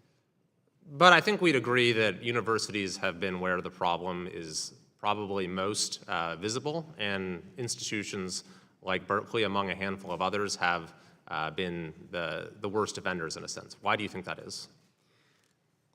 Well, have they been where it's most visible? I think, I'm not sure that it's where they're most present, but I think part of what we do see in universities is there is a freedom to express one's views, even if there's some learning that needs to happen through that process. And I think that's a healthy part of what universities do. So students do express their views. You know, if 200 students express their views on our main plaza called Sproul Plaza, that's 1/5 of 1%. I guess why does it exist at all? I mean, we're talking about not something like littering on campus. You know, this is the world's most retrograde prejudice. It's the prejudice at the heart of the worst crime in human history. Why does this exist at all on your campus? Have you thought about that? What the explanation might be? Well, I think we have to come back to anyone's use of the word anti-Semitism. I mean, if somebody is expressing pro-Palestinian beliefs, that's not necessarily anti-Semitism. But you've acknowledged that there is an anti-Semitism problem that predates October 7th, and there's been a disturbing rise. So I'm asking why. Why do you think that is? I did agree to that. I believe that part of it has to do with geopolitical events and a war in Gaza. Okay, I mean, I'm not sure that's a full explanation, but I do want to move on to a couple other topics. So there were some incidents that were deeply disturbing on your campus, such as a checkpoint at Sather Gate, where Jewish students, their movement was impeded. Would you agree, and I'm not asking you to comment on individual cases, but that going forward, a student or faculty member who physically obstructs the movement of someone on the basis of their race, ethnicity, nationality, religion, that is just an automatically expellable or fireable offense? Going forward, we have a very clear no-tolerance rule for blocking, say, their gate for any reason, and I will enforce it, and we have enforced it. I mentioned that in an earlier comment. But if someone does this specifically against a Jewish student or for someone, any other form of identity, I mean, what should the expectation be for what that student's or faculty member's punishment will be? I think there are some things, if someone's convicted of murder, you'd say automatically expellable offense, I'm sure, right? So what's the punishment here? Well, it's an important question. As we in most universities implemented more sharply defined time, place, and manner rules, we also have to think about how are we going to enforce those rules, usually with some kind of what we call tiered response. So the question is this a first offense? Is it a 20th offense? Was it, how extreme was it? So I mean, I've given you a very specific example, though. I don't know if it matters to me whether that's the first or 20th offense. If you're physically stopping someone from getting onto their campus because of who they are, that person should be expelled, shouldn't they? Well, part of it is, were they physically restricting people that were from a different identity group at the same time? There's just a lot of context and facts before somebody could say we need to jump to the point where somebody's getting expelled, and we investigate those. We're very rigorous about our investigations. Yeah, what about the encampment? So we know that your predecessor reached a deal with the encampment organizers, and part of which was to endow this department that's now headed by the wannabe terrorist Magdisi. Would you agree going forward that it's not appropriate to make policy changes in response to demands made by those who are in the process of violating campus rules? I can't second guess my predecessor. The facts and circumstances under which she was leading us at the time, really, I was not in the role as you've pointed out. Going forward, I can speak to that, and that's why you invited me here. And going forward, we, for example, there are certain things that we talk to students about all the time. They make demands. Let's leave ourselves beyond the anti-Semitism question. Is like, do we discuss improving the campus with students? The gentleman's time has expired. You need to. I'm sorry, we have to move on. My time has expired. I think that the issue with the encampment was that it clearly violated campus policies, but that was rewarded by the then chancellor by acceding to their demands. And I would hope that that is not going to be the approach taken by Berkeley going forward. I thank the gentleman, and I recognize the gentlelady from Arizona, Ms. Ansari. Thank you, Mr. Chair. Thank you to all the witnesses for being here today. Anti-Semitism has undoubtedly been on the rise for years. As we all know, although Jews constitute only 2% of the U.S. population, anti-Semitic attacks account for 15% of all hate crimes and almost 70% of all religion-based hate crimes in the country. In the current climate, almost 50% of Jewish college students report feeling uncomfortable, unwelcome, or unsafe on campus because they are Jewish. That is unacceptable. Particularly on college campuses, we've heard concerns about faculty members using rhetoric that at times crosses the line into anti-Semitism and creates hostile environments for Jewish students. And while we are holding hearings to combat anti-Semitism on campuses, the very office in the Department of Education that works to protect Jewish students, the Office for Civil Rights, has been attacked, undermined, and cut by the Trump administration. This office works to protect individuals based on race, color or national origin, sex, age, religion, and disability. And I would be remiss if I didn't mention that in addition to the sharp rise in anti-Semitism, data shows a very clear rise in Islamophobia as well, especially in recent months, a rise in anti-Asian hate, persistently high rates of bias-motivated crimes against Black communities, and FBI data also shows prejudice against sexual orientation, gender identity, and disability bias. And just yesterday, the Trump administration and the Trump-appointed Supreme Court affirmed his plan to dismantle the Department of Education and fire nearly 1,400 employees, 1/3 of their workforce. Mr. Nosenchuk, what effect will the decimation of the Department of Education, and especially this Office of Civil Rights, have on efforts to combat college anti-Semitism? Thank you for that question, Congresswoman. It is the job of the Office for Civil Rights to enforce civil rights laws and keep students safe. If there aren't the investigators and the resources to do the job, who is going to be going on to these campuses in response to complaints when instances of anti-discrimination occur to protect these students? I'm trying to think of another instance where there's a policy preference that says we need to prioritize this particular policy objective, and now we're going to gut the office charged with the responsibility to do the work. And since mass layoffs earlier this year, has the pace of investigation and resolution become faster or slower? My understanding is it's become slower, and that one approach that's been taken is just to dismiss wholesale a whole host of complaints, some unprecedented number within a 3-month period. So on that note, if you could clarify, do you know how many civil rights cases have been dismissed by the Trump administration and how that may compare to prior administrations? Well, I do know that there was this about 3,400 that were dismissed within a 3-month period from March through June, as that outpaced any rate of dismissal before. The way in which OCR operated when I worked there is every complaint that was filed that stated claim that which was within the jurisdiction of OCR was opened for investigation. Doesn't mean that it necessarily resulted in a resolution agreement, but it was opened for investigation because the belief was that every student who has a complaint needs to be heard and their complaint examined to determine whether there has been discrimination that rises to the level of harassment or hostile environment under Title VI, and what the university that is accountable for protecting that student's civil rights is doing about it. Thank you so much. This year, in addition, the Trump administration shuttered 7 out of 12 civil rights enforcement offices, including the offices in New York City and San Francisco, 2 of the regions that are obviously represented on this panel today. Those offices were in the middle of handling over 6,000 cases. Mr. Nosenchuk, what role did these offices play in combating anti-Semitism under your tenure at the Office of Civil Rights?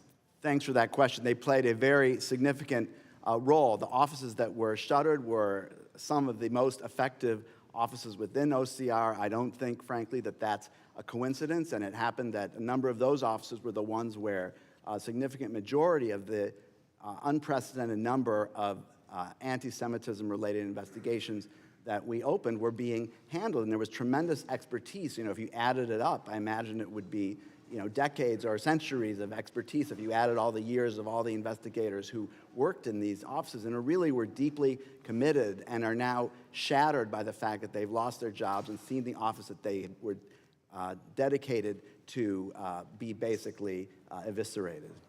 Thank you. This administration has been weaponizing the rise of anti-Semitism in their war against higher education.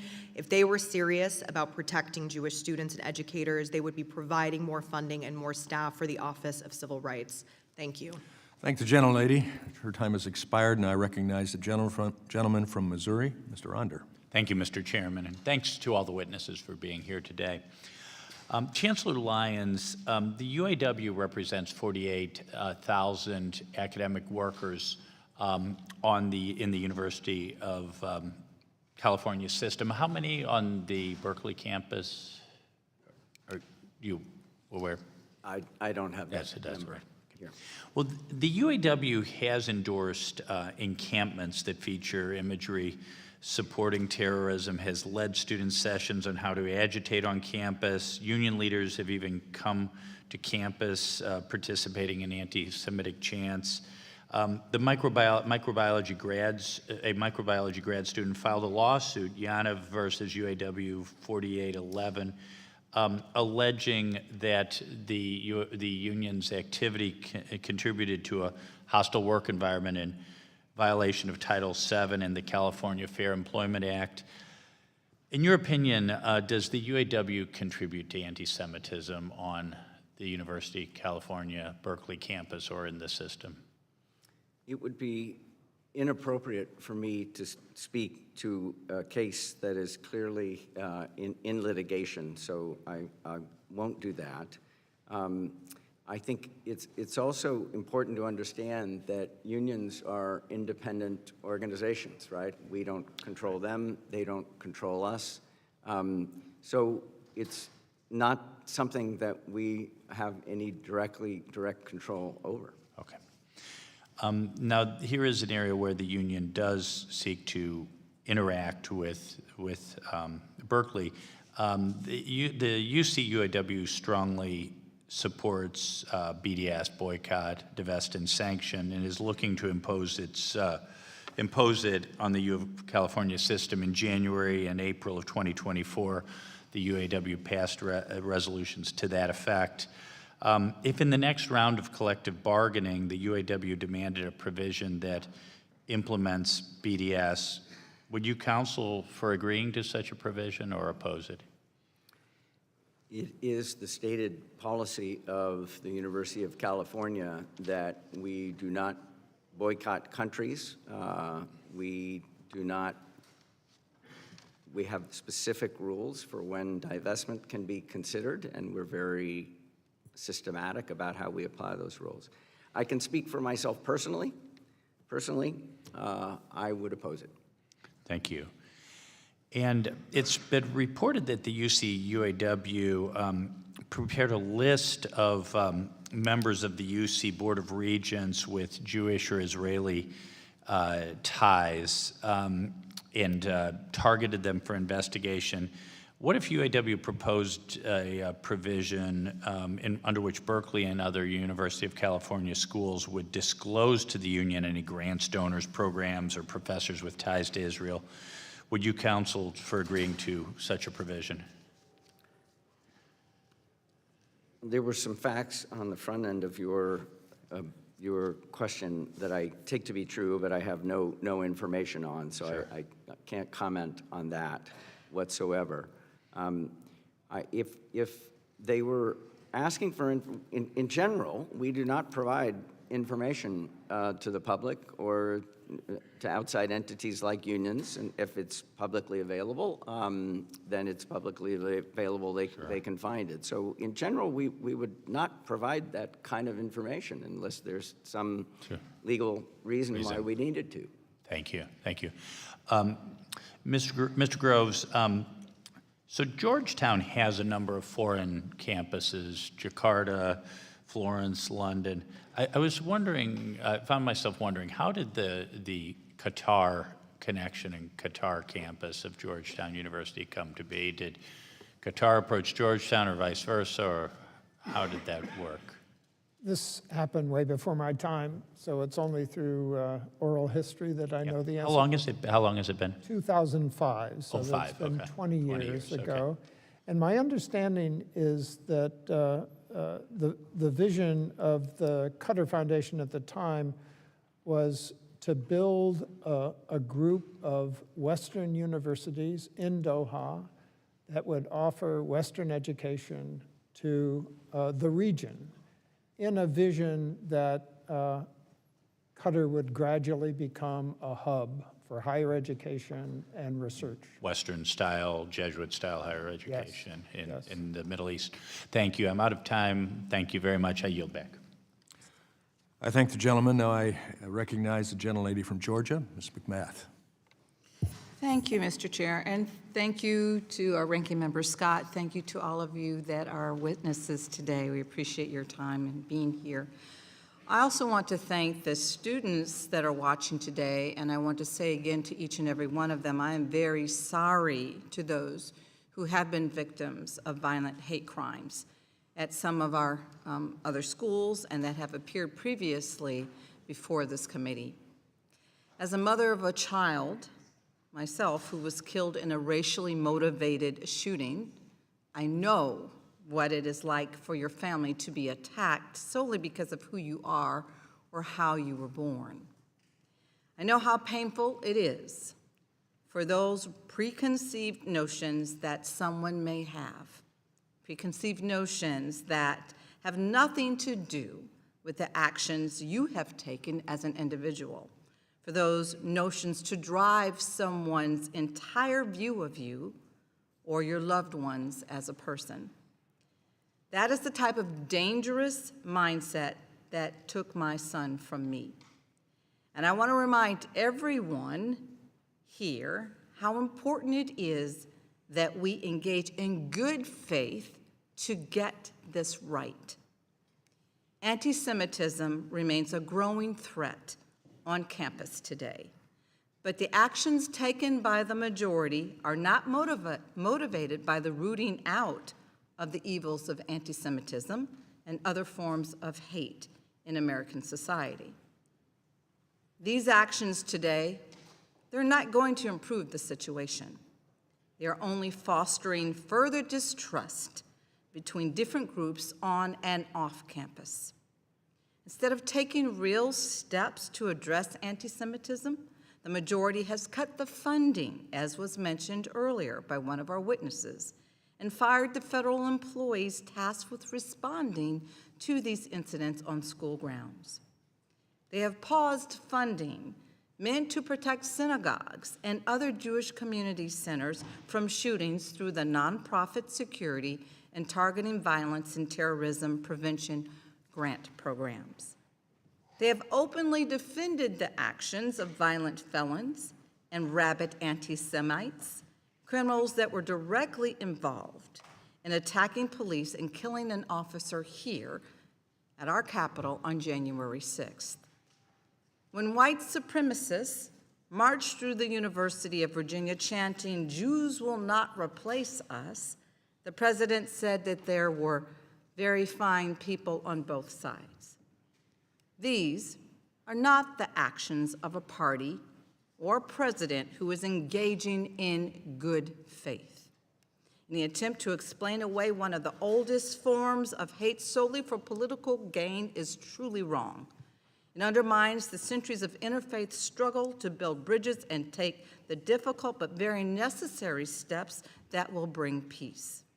It cheapens the sacrifice, the contributions of countless everyday people who have lived these realities, who put their reputations on the line and found it within themselves to put those preconceived notions aside, to really try to solve and resolve these differences, not just talk past each other. Fighting anti-Semitism should not be used as a political tool. The work is simply too important. The stakes are just too high. Today, Georgia is home to the largest population in the Deep South, my state.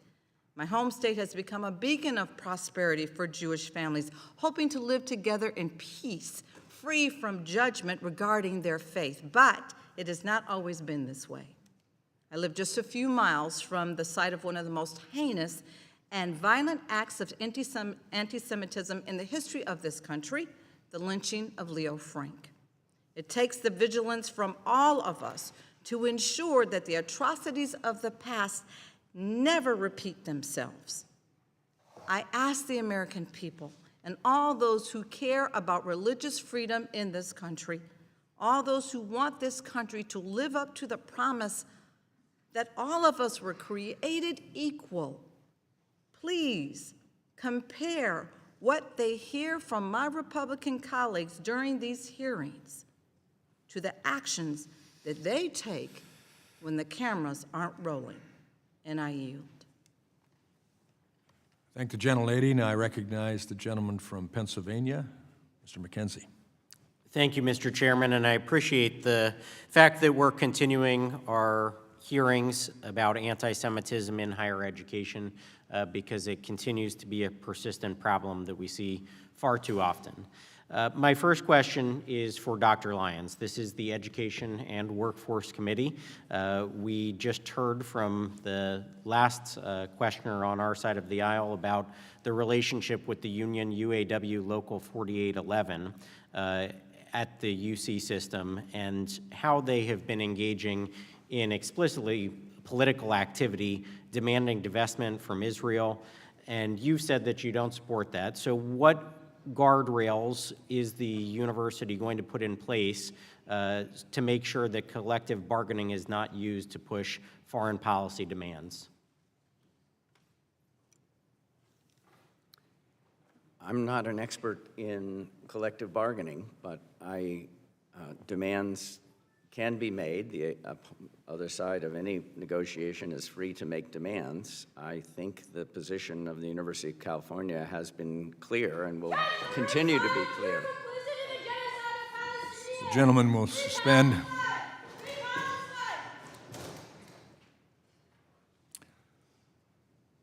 All in attendance are reminded, in accordance with Rule 11, Clause 4 of the House of Representatives, to observe standards of dignity, propriety, courtesy, and decorum traditionally observed by the House and this committee. The chair notes that there is this disturbance that takes place, but this committee will continue and will complete its planned hearing. I now recognize the gentleman from Pennsylvania to continue. Well, thank you, Mr. Chairman. And I would just go back to the questioning here. They can certainly make demands, but in a negotiation, if the administration stakes out a very clear position that they will not be accepting of foreign policy considerations being forced into a union negotiation, obviously that would help your leverage in this process and make it less likely that those things would go forward. Is that something that you're going to be willing to do? I just want to double underscore that the University of California position is that we will not be boycotting Israel or any country. That is my understanding of an already well-stated and clarified position. In any event, I can speak for myself, which is all I can speak for in response to your question, and the answer is yes, that position is that we should not go in that direction.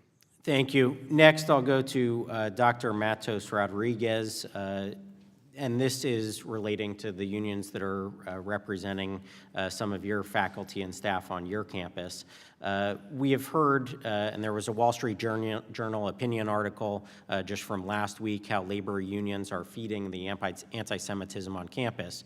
And the unfortunate incidents where members of the faculty and staff from Israel, to gain the representation that they seek in a union, are being forced to sign up with a union that holds explicitly anti-Israel positions. And so I would like to understand what you might be willing to do to help those faculty and staff because of that exclusive representation provision. How do they accurately express their views in a college setting and make sure that the union, who is their representative, is not running counter to their own interests?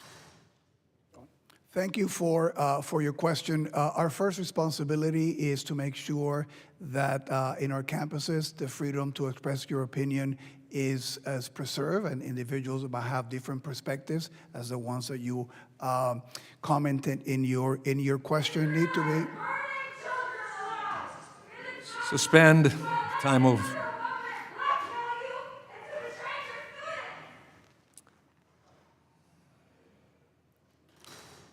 I don't know if it's appropriate, but I was expecting that one. I now recognize the gentleman to continue his questioning. Having said that, the other part of that is that we expect everybody to conduct themselves, every faculty, staff member, and student at the City University of New York, with the utmost level of professionalism and to abide by all our policies. So our role is to make sure that we make those policies clear, that we make everybody understand that they have to abide by them, and if anybody breaks them, that we investigate and take the appropriate action. So that would be our role in making sure that the policies against any kind of discrimination, against any kind of harassment are not tolerated. And that's fine, I understand that. What is the recourse for an individual faculty member if the representative body is a union that holds explicitly positions that run counter to their own interests? Can that person go around that exclusive representation? Would you support that? Those individuals have their resources available to them privately. What we can do is make sure that the voice of the City University of New York, as I mentioned to you, no tolerance of anti-Semitism, North Star of safety, that everybody in the university understands that and is safe to be able to. So would you negotiate a contract with an individual not in the union? That is not something that we're allowed to do by law. But would you support that? Because again, if the only representative body is one that is anti-Israel and this faculty member is from Israel, you're putting that person in a catch-22. We are clear about what the positions of the university are. I have been very clear about my opposition to BDS, and I have traveled to Israel with our presidents and deans to show that it's not just a statement, that we are building bridges and connecting with universities and cultural organizations there. Our role is to make sure that we put together what the vision of the university is, and in labor has, they're independent, so that they don't speak for the Gentleman's university. time has expired. I now recognize the gentleman from Florida, Mr. Fine. Thank you, Mr. Chairman. I'm going to be honest. I find the testimony today both disgusting, dishonest, and to be gaslighting, and I'm going to point it out here. We've heard that we unequivocally denounce anti-Semitism, unwavering support for our Jewish students. We have a zero-tolerance policy, and we will not put up with a call for violence. So let's explore that. I'd like to start with Dr. Rodriguez. Emmanuel Ness, the chair of your political science department, said he supports, quote, resistance by any means necessary, which includes violence. How can you say those statements that you support your Jewish students? Shut up and get out of here. Gentleman will suspend. Gentleman will suspend. Get out of here, you loser. Come on. By the way, to be clear, I hold you all responsible for this. It is the attitude that you have allowed on your college campuses that make people think that this is okay. That is why this happens, because you have someone like Emmanuel Ness that says resistance by any means necessary, and I assume this person still works at your school. Is that correct? Microphone, please. Any call for violence against Jewish members of our community is entirely unacceptable. So why does this person still work there? Any individual or faculty that has a complaint of breaking our rules, we will investigate them and take the appropriate disciplinary action if warranted. Corinna Mullen at John Jay College said, after October 7th, the right of Palestinian armed resistance is just, and just last month was filmed chanting, up, up, up with freedom, down, down, down with Zionist scum. This is a professor that teaches your Jewish students. How can you say you have an unwavering zero-tolerance policy when this person teaches at your school? Again, I believe that that faculty member is no longer teaching with the university. Any call for violence, any call for supporting Hamas or terrorism is entirely unacceptable, and we made those statements several times. At Berkeley, you're next. You created in the fall of 2024, you named Usama Makdizi the inaugural chair of a new endowed program in Palestinian Arab studies.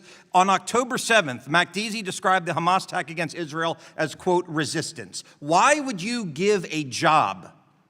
See, I understand freedom of speech, but you get to decide who to hire. Why would you give a position to someone who said October 7th was justified? Why?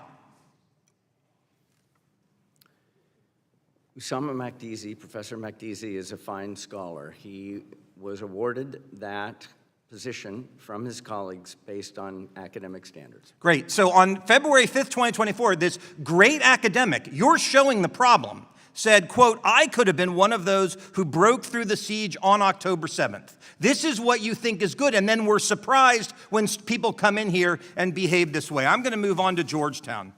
You've got a campus in Qatar. I note when my colleague, Vice Chair Owens, said, what would happen with a KKK student on campus? You said, yes, but. That's the problem with all of this. We believe that we should deal with racism, and we should, and I did a lot in the Florida legislature to do with that, but there should not be a but after it when it comes to anti-Semites. So at your school in Qatar, you had a October 24th, 2023, an event titled Decolonization is Not Just a Theory. It was an exhibition of armed resistance in Africa in solidarity with Palestine. What does decolonization is not just a theory mean to you, and what does it mean to Georgetown? I don't have knowledge of that exhibition. This was a student-led event, Congressman. All right, so I have 90 seconds left, and I'm going to end with this. I have a 17-year-old who will be applying to school next year. He's in Washington interning right now. And how in good conscience could you tell my son, who is Jewish, who's the reason I wear this kippah, how could you tell my son in good conscience that he would be safe at any of your schools? I'll give each of you, 20 seconds to try to answer that question. I would deeply hope he would feel safe, and there's a reason for this at Georgetown. If Jewish students don't feel safe, if they have fear, if it's not just hurtful to them, it destroys our mission of interfaith dialogue. They don't feel safe right now. Your turn. I have spoken to many students. We have recruited actively in the Jewish community at CUNY. I've actually began a program of extending a program that we have of recruiting in the high schools to the yeshivas, which is College Now. And again, we have listened. I have met with the students, gone to Hillel, listened to their concerns, and I've told them that we need to do better. We have made the changes, and we're showing the results. And listening and being committed to their safety is something that I wake up every day to do. Yeah, I don't even need an answer from Berkeley, given the answer to that question about that professor. I would tell you this, the Jewish students on your campus, they do not feel safe today, and you all should be ashamed about that. And with that, I yield back. I thank the gentleman, and I recognize the gentleman from Wisconsin, Mr. Grothman. Thank you. First of all, just a quick general statement. This has been talked about, the third or fourth, fifth, whatever, committee hearing dealing with anti-Semitism on American campuses, the fact that in many campuses the Jewish students don't feel safe because of what's going on or not being done on the part of the administration. I'll point out, we could sit here for years, we're never going to have a committee hearing on anti-Semitism at the construction site. We're never going to have one anti-Semitism working in retail or working in manufacturing or in the military, or anti-Semitism in the retirement home. This is basically a university problem. And I think it became a problem because we have such a slanted overall view of the world in the university compared to the country as a whole. You know, in an ideal world, I think you'd say that the university faculty represents a cross-section of the country. But we all know that's not true. If we talk to university professors, they'll tell you I was the only person out of 20 people here who voted for President Trump in my department or whatever. And, you know, not every state keeps track of, you know, which party you register in. But in universities that they do keep track, or people do studies, the universities are just overwhelmingly Democrat, which is a breeding ground for this anti-Semitism, because right now the progressive wing of the Democrat Party, not the entire Democrat Party, but the progressive wing of the Democrat Party, which kind of drives the train over there, this anti-Israel feeling has become one of the things, along with global warming or racism or whatever, that becomes the norm. I'll ask a couple of you guys. I guess I'll start with Dr. Lyons. Do you feel your university, ideologically across the board, represents the country as a whole, or even California, as far in disciplines in which there's an ideological component? Law school, journalism school, political science. Does it bother you if it is, you know, the country as a whole right now is about 50-50. Does it bother you that you do not, that I assume, like most college campuses, your student body and your faculty, especially your faculty, don't even remotely represent America? Ideological or political considerations are not conditions for employment at UC Berkeley. That's true. No, the question is, if we were talking about affirmative action and you had 8,000 faculty and 5 were black, you would say that's a problem. Now, given that everybody brings a certain ideology to their job, particularly if you're teaching students, that is a problem if it doesn't represent America. I mean, I've been doing this for over 20 years, a politician back home and here. Again and again and again, I hear from college students who can't say what's on their mind in an essay or whatever because they know the teacher will give them a bad grade, or feel the teacher give them a bad grade if you didn't give the progressive viewpoint of the world. Does this bother you, and do you think this is any of the problem? We'll ask you, Dr. Well, your statement about getting a bad grade because of Does it bother you? Does Yeah, it bother you it that bothers me that your faculty does not remotely represent America? What It is bothers me- disproportionately not only Democrat, but progressive Democrat, which is where this idea that anti-Israel is the thing to be come from. That's where it comes from, the progressive left. And way disproportionately, your faculty also comes from the progressive left. That's why these people get away with this and think it's normal. What bothers me, Congressman, is anything that interrupts a dialogue across different intellectual positions. So it doesn't bother you if 95% of your faculty in disciplines that have an ideological component are progressive Democrats? Not if we have a thriving Good. dialogue. Okay, across Mr. different- Rodriguez, what do you think about that? Well, we have about 20,000 faculty members of the City University of New York, and they are a diverse group of. Do they of faculty represent, members. do they even remotely represent America as a whole? I have no way of knowing You that. must have idea, when you walk around campus and it was a week going to the last election, were there robust debates in which half the people were for Trump? Of course not. You're very, very skewed faculty, which is where this whole problem comes from. Do you acknowledge that your faculty does not ideologically Gentlemen, to finish represent the America? question as quickly as possible. Again, we have a large number of faculty, and they represent diverse points of view, diverse political viewpoint all across the City University of New York. If I ask you to name. The gentleman's time has expired. Thank you for being friendly. He yields back. I now recognize the gentlelady from Minnesota, Ms. Omar. Thank you, Chairman. It seems that the majority on this committee is eager to continue enabling this administration's repressive agenda. President Trump's attack on civil liberties and academic freedom are well documented. While Republicans continue their charade, new information about the Trump administration's policy of ideological deportations is coming to light.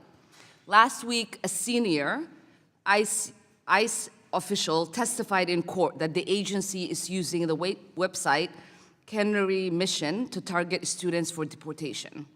Canary Mission is an anonymous site that blacklists and doxes individuals, charging them with anti-Semitism through little evidence or zero due process. It has long been criticized for its McCarthyism tactics that surveil students, repress speech, and instill a culture of fear across campuses. This is a site that reframes attending an anti-war protest as supporting pro-Hamas rally. It is not known who runs this site, but the agenda is clear: pro-Palestinian advocacy cannot be tolerated. And now this ideological agenda has a direct line to state power. Let's recall the high-profile case of student Romeza Ozturk, who was illegally detained by ICE and held for 6 weeks after writing an op-ed in support of Palestine. Curiously, that op-ed was published entirely a year before ICE chose to target her. But right before her abduction, Canary Mission posted a profile of her on its website accusing her of anti-Israel activism for writing the article. The same profile that ICE has now admitted to using in their internal memo. In a matter of weeks, she was picked up and her student status was terminated. Canary Mission loudly claimed credit for her detention, and it seems that credit was earned. This shameless authoritarian display of weaponizing a blacklist to crack down on political speech and detain academics is a page directly out of the McCarthy playbook. President Cropes, Chancellor Rodriguez, and Chancellor Lyon, this question is for the three of you. In the light of these escalations, with students facing detention, deportation in retaliation for their clearly protected speech, how are your campuses protecting students who are exercising their First Amendment rights? We have free speech policies that are crystal clear, and in fact, we've clarified them over time to permit speech. We don't permit any violence with regard to to the promotion of any particular viewpoint. And we try to act on violations of those policies quickly and fairly. Thank you, Chancellor Rodriguez. We make sure that all students are informed about our policies. We want students and all the members of our community to exercise the right to free speech, but they have to do it abiding by our rules and regulations. We're also investing, as I indicated earlier, in this constructive dialogue initiative. We want individuals to have the tools to have difficult conversations, to be able to have them, but to do them in a way that is respectful and civilized. And the best way also to empower the students is to provide them with information. Chancellor Lyons. We are supporting with education and training over 30 anti-bias initiatives to make sure that students can see into these issues more deeply. New curriculum, like what I mentioned earlier, a course like openness to opposing views, sharpening where the no tolerance lines are, which was very, very helpful, I believe, for the students to feel like they could safely express their free speech rights. And at what stage, to the three of you again, will you intervene when students are being doxxed? We've seen fans in front of your campuses with students being doxxed. Well, at Berkeley, the question there is if a doxing or other discrimination or harassment event would be reported, and we would follow it up with an investigation and make a decision. And we have a webpage that we indicate to members of the community as a resource for the different things that can be done if someone is the subject of doxing. Reports of doxing are acted on quite quickly and investigated. Appreciate that. Thank you, and I yield back. I thank the gentlelady. I now recognize the gentleman from North Carolina, Mr. Harris. Thank you, Mr. Chairman, and I thank all of you for your time and your patience and being in the panel. I appreciate your written testimonies and had an opportunity to review those as well as hear you today. Dr. Groves, in your testimony, you said, and I quote, "As a Jesuit university, we believe that working with someone with conflicting views to yours does not imply that you've been captured by their beliefs," end quote. And I agree with that statement. Unfortunately, it seems that some at Georgetown have been captured by the beliefs of some ideologies that are at odds with Georgetown's Catholic and Jesuit mission. In fact, it looks like you are celebrating ideas that are in direct opposition to those values. Earlier this year, you awarded a medal to Sheikha Moza bint Nasser, the mother of Qatar's Emir and chair of the Qatar Foundation. Yet months prior to giving this award, Sheikha Moza had posted on social media comments praising the October 7th attack on Israel. She praised the mastermind of the October 7th attack, Yahya Sinwar, saying, quote, "The name Yahya means the one who lives. They thought him dead, but he lives," end quote. And she added, apparently referring to Israel, quote, "He will live on, and they will be gone," end quote. I have to ask, why did you give a medal to someone who had made such anti-Semitic comments and represents a government that supports a U.S. designated terror organization like Hamas? Well, thank you. Thank you for the question.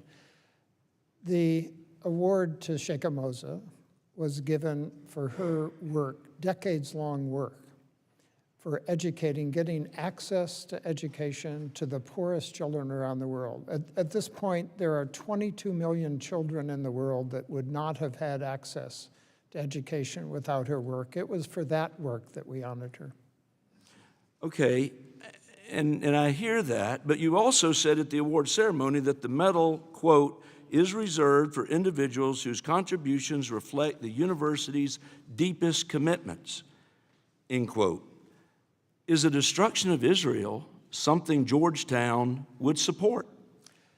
The deepest commitments of Georgetown stem from our Jesuit heritage of educating youth around the world, and she amplified, she's a great example of that through her work over the decades.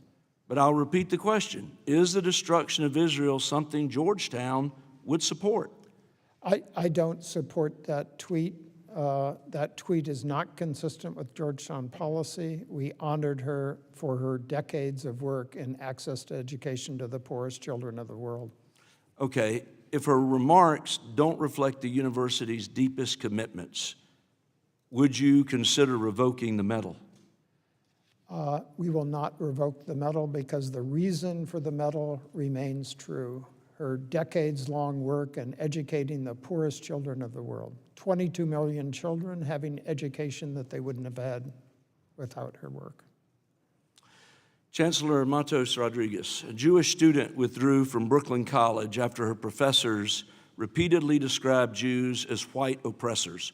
They told her that Jews, therefore, had no right to speak about their history of oppression.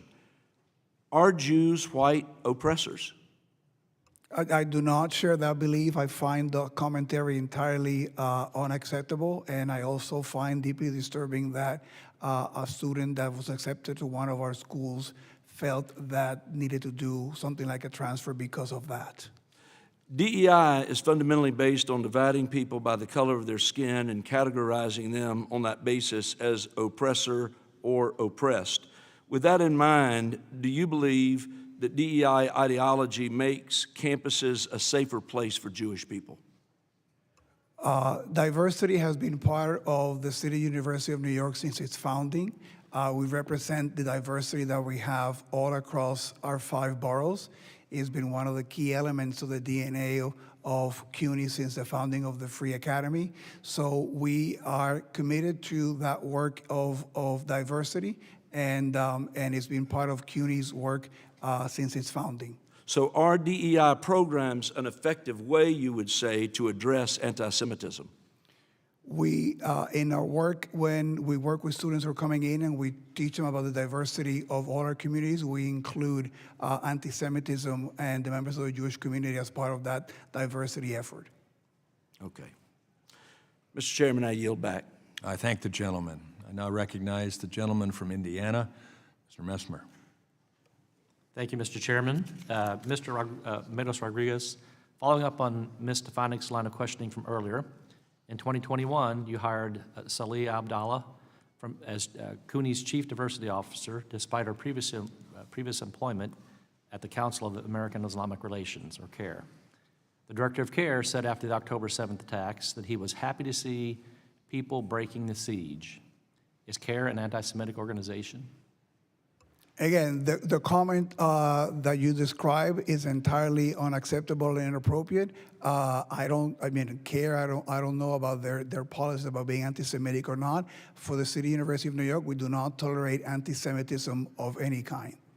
Okay, thank you. You previously stated that Abdallah does not handle cases directly pertaining to students and faculty, but she is the Chief Diversity Officer. Considering her background, was it appropriate to hire her to oversee CUNY's anti-discrimination efforts? Again, that hire was not a direct hire that I made. Our commitment is that all our employees and faculty and staff abide by our policies and by our code of conduct, which would include no tolerance for anti-Semitism. That's the conduct that we expect. And if any employee is seen to be breaking those rules, they'll be investigated and the appropriate disciplinary action will be taken. Okay. You have said that Abdallah's work at CARE is consistent with CUNY's commitments to inclusion and respect. Do you remain confident that she can objectively investigate anti-Semitism at CUNY? We have had no complaints with that employee. And again, as I said before, our commitment is if any member of the CUNY community, faculty, staff, or student violates our policies, violates our code of conduct, we will investigate. We've done it, and we've taken action. Has she been removed from any anti-Semitism investigations at this point?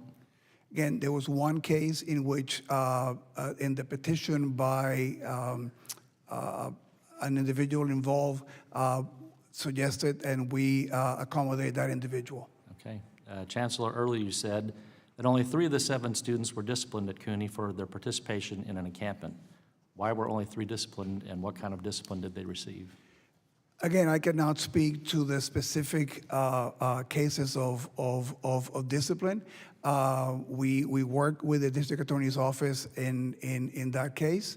One of the things, and they were individuals that were engaged in breaking into the administrative building at City College. As I indicated before in my testimony, the experience of that encampment is one that we've taken to heart. We have zero tolerance for encampments in CUNY right now, and we have doubled down in our efforts to make sure that our rules about time, place, and matter are clear to the students, and we've also invested heavily in additional security to be able to prevent any such situation occurring again. Okay, thank you. Chancellor Lyons, Berkeley professor Usama Makdisi described Hamas's October 7th attack as resistance. He also reposted an article praising the determination and courage of Hamas terrorists, saying they heroically defended their homeland. Do these statements endorse violence against Jewish people?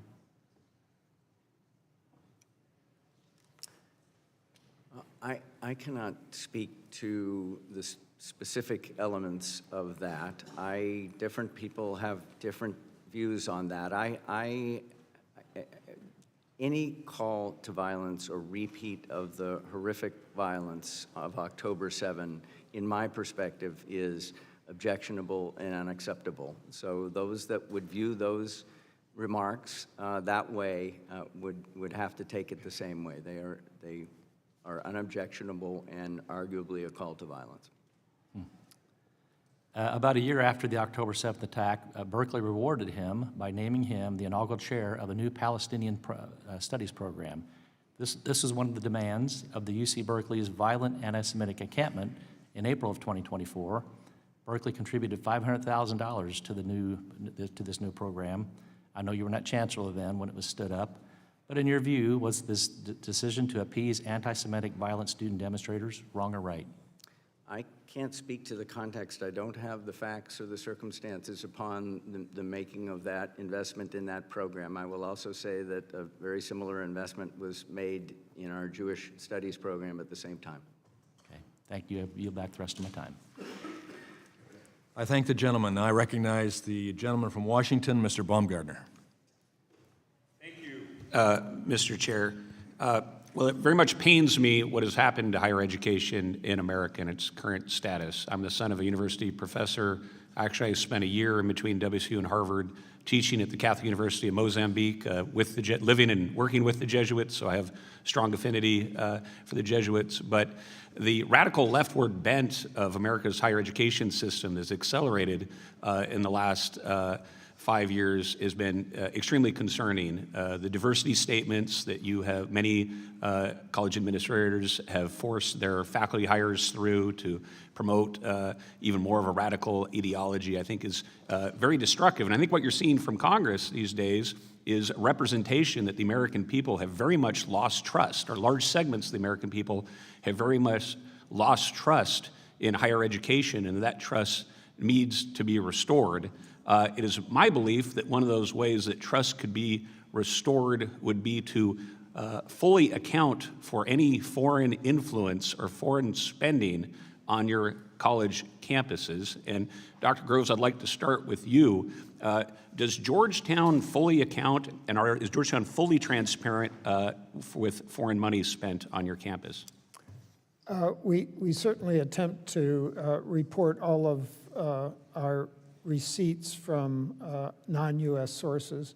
One measure of that was with regard to Section 117 reporting, that there was an investigation of Georgetown along with other universities. And after months of reviewing the data we had submitted to the Department of Education, we received a letter commending us for our reporting. This is in 2021, 2022. And can you commit right now to the American people that every dollar of foreign spending you will be transparent with? I would be happy to commit to that. Okay, thank you. Dr. Lyons, could you talk to us about foreign spending on University of Berkeley's campus? Do you think the American people have the right to know if foreign dollars are being spent on your campus? We, like other universities, were very, very careful about any foreign monies that come into the university. The university is funded across many, many different sources, and we are very, very careful to vet countries of concern, as America's interests would require us to. And you would commit to full transparency of foreign spending on your campus? Well, as a public university, I am not ready to commit to that on the fly. There are different donors to the university who request anonymity. Well, what do you think that says to the American people when you want to hide foreign influence on your college campus? Do you think that restores trust? I can assure you, and what I'd be very, very happy to be very transparent about is exactly what is our process for vetting those things. We say no to a lot of foreign money, I promise you that. Give me an example of foreign money you've said no to. I'm not in a position to provide that information, but I'm very happy to be fully transparent. But you could understand at a time when large segments of the American population has seen university campuses go ever farther left-wing and more radical, and there's a deep concern about foreign influence on college campuses, lack of ability for Americans, high school graduates to be able to get spots on college campuses. You could understand why it would be concerning to have a university president come before Congress and say, we don't want to be fully transparent about foreign influence. I want to be fully transparent about the process by which we make sure that our process has integrity and that we are acting in America's best interests. But why if a foreign government wants to put money onto your campus, wouldn't you be willing to tell lawmakers, the American people, about that? Well, my understanding is that there are, in fact, currently a lot of disclosure requirements around that, although it's not an area of my specific expertise. I think we disclose an awful lot of that information to the government currently. Okay, well, I'm just going to ask you one more time. Do you commit today to being fully transparent? Every dollar of foreign spending that takes place on your college campus, you would let the American people know about? I am glad to bring that back with my team and consider it, but I'm not ready to make that commitment today. I yield back, Mr. Chair. I thank the gentleman. I recognize the gentlelady from Michigan for her 5 minutes of question, Ms. McLean. Thank you, and thank you all for being here today. Thank you, Mr. Chairman, for holding this hearing. I want to start with you, Dr. Lyons. You're the chancellor at the University of California, Berkeley, and you've been at the university for how many years? I was an undergraduate there and came back on the faculty just over 30 years ago. Okay, so you've been around, you've seen a lot of things. Do you believe that Jewish students feel safe on your campus? I believe that most Jewish students feel safe on our campus. You think there's any that don't? Yes. Yeah, why do you think that is? Well, I think there are Jewish people that don't feel safe in lots of parts. I'm not talking about lots of parts. I'm talking about the university in which you are in charge of. Why do you think that is? I think there is anti-Semitism in society, and we... I'm not talking about society, and I appreciate your diversion of the question. I'm talking about the university. So why do you think Jewish students don't feel safe at your university in which you're in charge of? Just curious. Well, I think part of safety for most people is, some of it is physical, some of it is more emotional, and am I being harassed, but not necessarily being confronted with potential violence. So I've admitted already there is anti-Semitism on campus, and I think that And I'm asking a simple question. Why do you think that is? And we've spent almost 30 seconds you avoiding the question. Well, I do believe that public universities are reflections of society, and I believe that the anti-Semitism on society is present on our campus. Do you believe you can influence the direction and how people feel on your university? Do you have any influence on that? Do you believe the actions that you or your staff or faculty members take have influence on that? Yes. I would agree. Are you committed to taking the action to making sure that all Jewish students, as well as all students, feel safe on your campus? I am committing to striving to reach that goal, correct. Wonderful. Okay. So just quickly, if a black student's home was vandalized with a noose and racist graffiti, and a note was left saying that you're next, would you consider that an example of racism or discrimination? On its face, personally, yes. Wonderful. Well, in December of 2023, while you were a senior executive there, a Jewish student's home was robbed, and a note was left saying, F you. They wrote out the real word. Free Palestine from the river to the sea. You think that's helpful for the Jewish students? No. No. What action did Berkeley take? I believe that was predated my time, but what I can say It is predated your time as chancellor, but you were there as a senior executive. well, I don't know this for a fact sitting here, but I am almost sure that that was reported and that was investigated, and And what was the result? it is hard. I mean, it's great that we report it and we investigate it, but you notice the one thing that's missing is like the result. Okay, all right. In your testimony, you rightly acknowledged Hamas's invasion of Israel as a terrorist attack. Dr. Makdi, a professor of history at Berkeley University, on the other hand, said, I could have been one of those people who broke through on the siege on October 7th. What do you think he meant by that?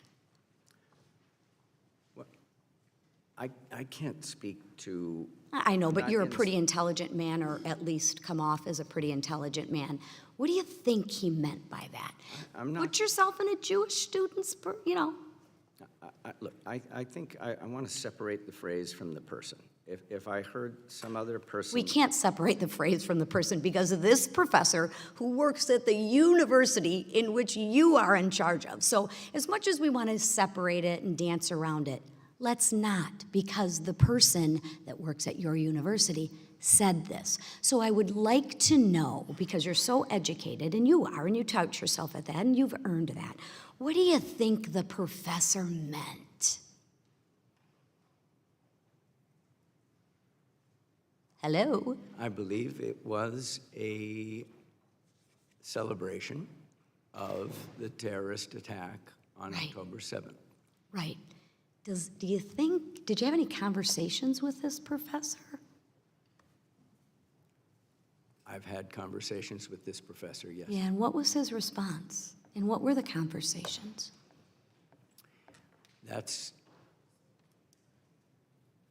He's a fine scholar, and That's a fine scholar that spews hate, and the people who pay, the students, don't feel safe. That's great, he's a fine scholar. I'm sure there's a lot of murderers in prison that are fine people too, fine scholars. But they do some pretty nefarious and heinous acts. So you want to explain what the conversation was? Gentlelady's time has expired. Saved by the bell. Thank you, Mr. Chairman. I thank the gentlelady. Now I recognize the ranking member of the committee, Mr. Scott from Virginia. Thank you, Mr. Chairman. Mr. Nosenchuk, we've had a lot of comments entered into the record, complaints and comments with no indication of the resolution or status of an investigation. What's wrong with drawing conclusions, just having one side, just having heard the complaint? Thank you for the question, Congressman Scott. What's wrong with that is that the investigation hasn't been completed. You know, there is such a thing as due process, and there's such a thing as process, and both of those need to be observed so that everyone involved in a particular investigation has their views and or perspectives heard, and then the evidence can be evaluated and a determination can be made as to whether, you know, in the case of a Title VI violation, the criteria for harassment or hostile environment have been met. Now, Title VI has a process starting with a complaint, an investigation, an opportunity to cure, and then a sanction if it's not successful. What's wrong with imposing a sanction in the beginning, like withholding funds or something like that, before the investigation has even taken place? Thank you for the question. What's wrong with that is, first of all, it prejudges the situation. It preempts the long-established processes, as I said in my testimony today, previous administrations, including the first Trump administration, have adhered to these processes in order to hold universities responsible for Title VI violations. And in addition to that, taking huge amounts of funds away ultimately, hurts the very students who it's supposed to help, and depletes the university of resources that it could use to address issues like rising anti-Semitism on campus. And this focus, we've been focusing on anti-Semitism alone, none of the other forms of hate. What's wrong with that? Well, we are living in a time of increased hate and prejudice and bigotry of all types. Many of the investigations that OCR resolved involving anti-Semitic discrimination also included instances of anti-Arab, anti-Muslim, anti-Palestinian discrimination, race discrimination. The fact of the matter is that if a university is falling short in its responsibilities to protect one group, there's certainly the possibility that their policies and procedures and responses are inadequate to protect other groups. Thank you. Dr. Groves, we've heard a lot about foreign influence. Can you tell me what influence your university has had on the culture in Qatar? We're very proud of our mission in Qatar. It's completely consistent with the Jesuit animation of working at the frontiers, of serving groups that are not served easily in Washington. So we are giving a curriculum that's precisely the same as the curriculum we give in our DC campus, but we're giving it to students who represent 80 different countries of the world. They are receiving the Jesuit education. They take 2 theology courses and 2 philosophy courses. On our campus, they enjoy all the give and take of academic freedom that takes place at our DC campus. And 70% of the students are young women, a group that is underserved in that region. So over the 20 years... And what effect does that have on the culture? I'm convinced that gradually opening the eyes to new ways of thinking that we represent there you can see the change occurring already. Our alumni are taking positions of great importance over time in many countries of the world. Thank you. Do any of the colleges have Title VI monitors? Yes, we do. Georgetown does. That is done by the new center that we instituted. Okay. Dr. Yes, Lyons? Berkeley does. And what is, well, I guess I'm out of time. Thank you. Why are you worried about being out of time? Well, Nobody else is. I'm trying to... That's why I like my ranking member. And I recognize now the gentlelady from Illinois, Ms. Miller. Thank you, Chairman Wahlberg, and I especially want to thank you for your continued commitment to rooting out all anti-Semitism on our college campuses. In recent months, and since the October 7th attack, anti-Semitism has exploded, especially on the campuses that we're discussing today. Many of these colleges are hiding behind the First Amendment, claiming that anti-Semitic speech is protected. However, Title VI of the Civil Rights Act specifically prohibits harassment that creates a hostile work and learning environment on any campus that receives federal funding. Sadly, dozens of anti-Semitic incidents have occurred in my home state of Illinois at Northwestern University, DePaul University, and the University of Illinois Urbana-Champaign. This committee has taken the lead on addressing anti-Semitism on college campuses, all to ensure that Jewish students and faculty are protected. We will continue to hold every college accountable for anti-Semitic rhetoric and acts of violence on their campuses because this hateful ideology has no place in America. So Chancellor Matos Rodriguez, a professor at the CUNY Graduate Center, Sodia Tor, referred to the terrorist group Hamas as resistance fighters. Secondly, a professor at Brooklyn College, Emmanuel Ness, has said the Zionists are Nazis. So what I want to know is how can you expect to have a safe campus for all students, faculty, and visitors when your professors publicly condone violence against Jews? Well, I have been very clear that Hamas is a horrible terrorist organization, and we have no tolerance at the City University of New York for anyone who would embrace that support of Hamas. So in light of having no tolerance, does that mean that these professors were dismissed then? And I don't know the first case of the professor. Let me just tell you that I clearly condemn the statements, and it's been my testimony here and our practice that if any member of the City University community violates our policies and our code of conduct, we will conduct an investigation, and if discipline is warranted, we will take it, and we will not hesitate to do that, and we have done so. Is this the first you're hearing about these two professors? I am not familiar with the first. The second one I'm familiar with. Was there a hearing and an investigation? And I am not familiar with the comments that you made, which I mentioned to you, I find entirely, reputable. But my commitment has always been, and our policy is, that if those things come to our attention, they will be investigated and action will be taken. Well, now that it's brought to your attention, I trust that you're going to go back and there will be an investigation and consequences. One thing I learned when I raised my children, you could say whatever you want, but if there aren't consequences, the behavior will not change. Dr. Lyons, in February, the Gender and Women's Study Department at UC Berkeley hosted an event entitled Feminist and Queer Solidarities with Palestine. During the event, speakers repeatedly denied that Israeli women were gang raped by Hamas terrorists on October 7th, 2023, and argued that Israel was weaponizing feminism.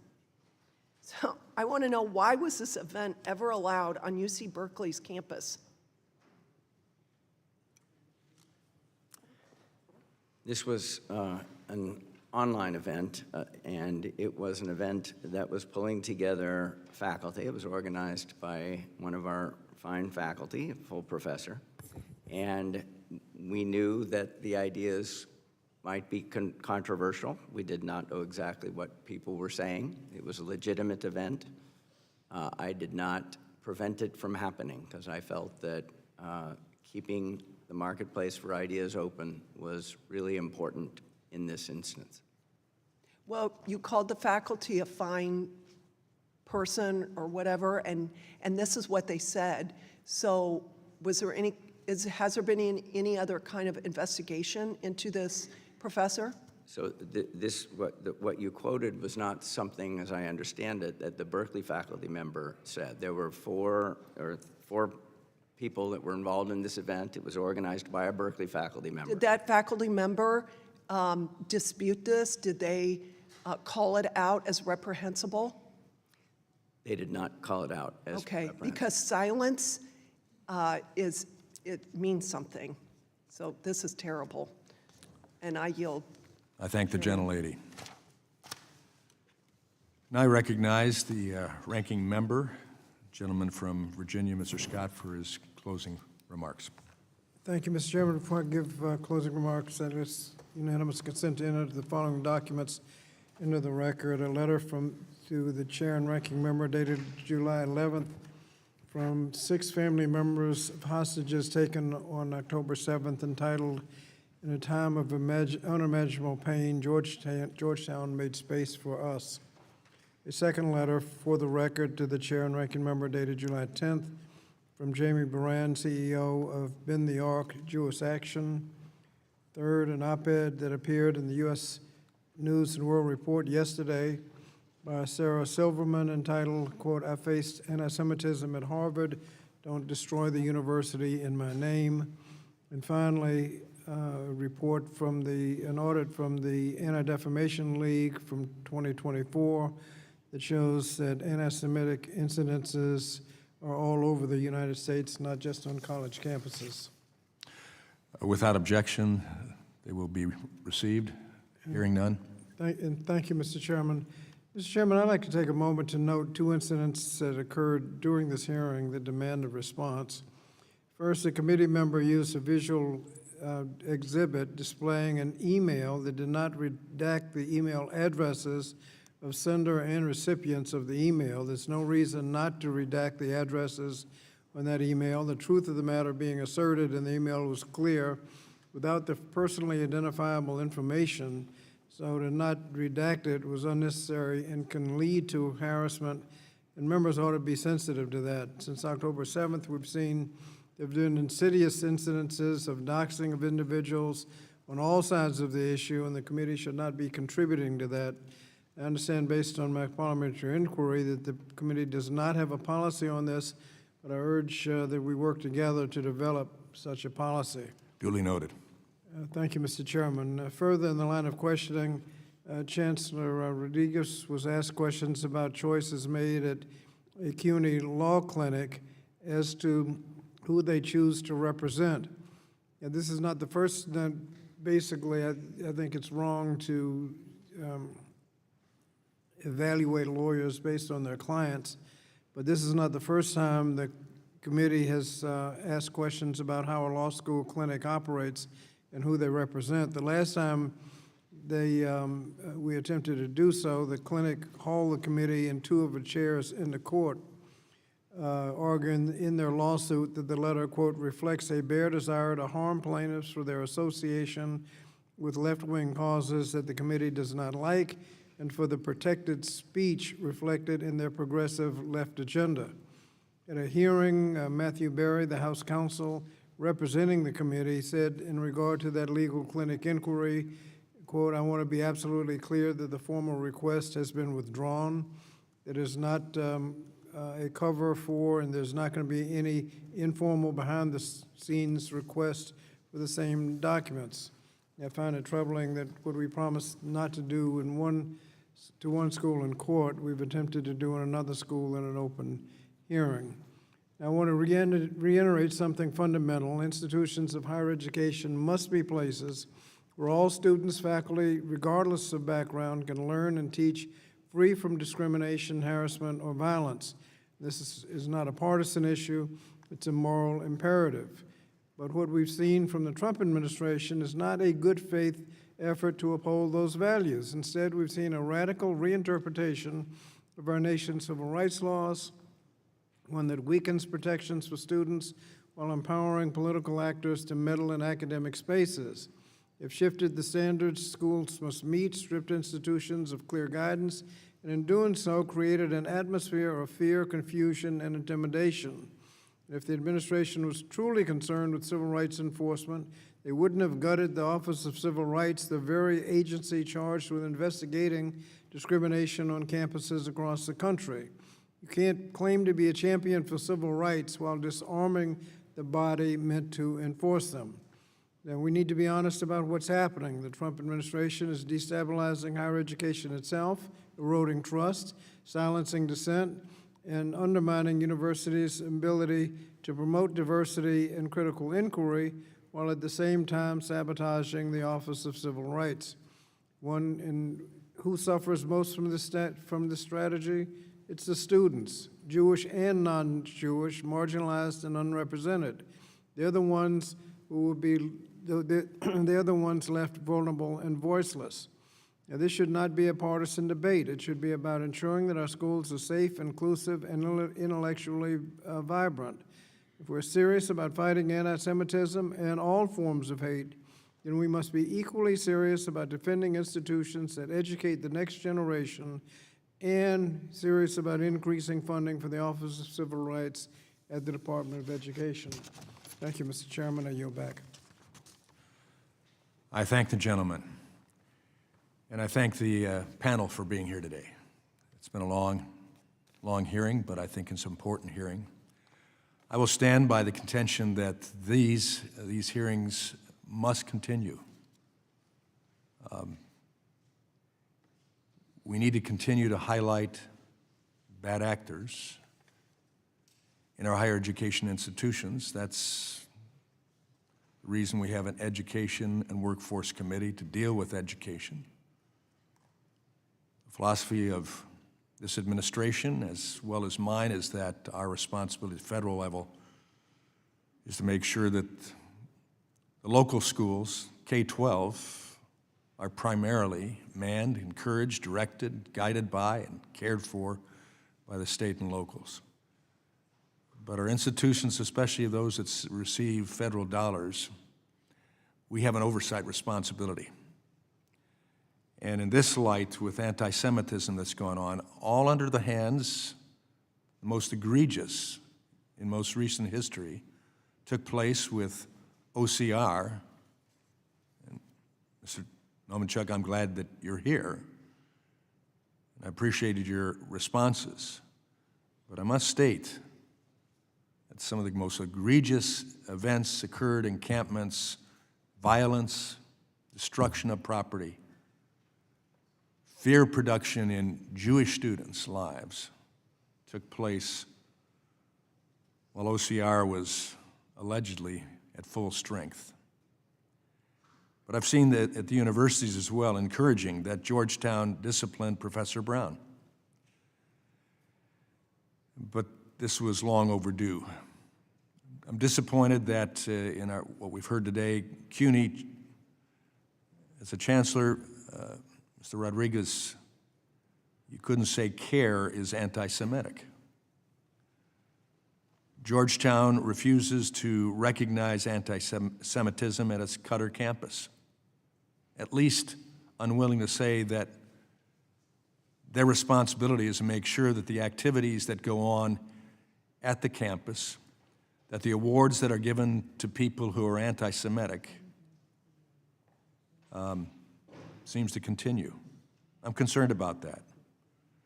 Berkeley admits abhorrence of the views of the professor and rewarded with his own program, but won't do anything about it and refers to him as a fine scholar. That's something I could not refer to him when he misses a moral issue of humanity.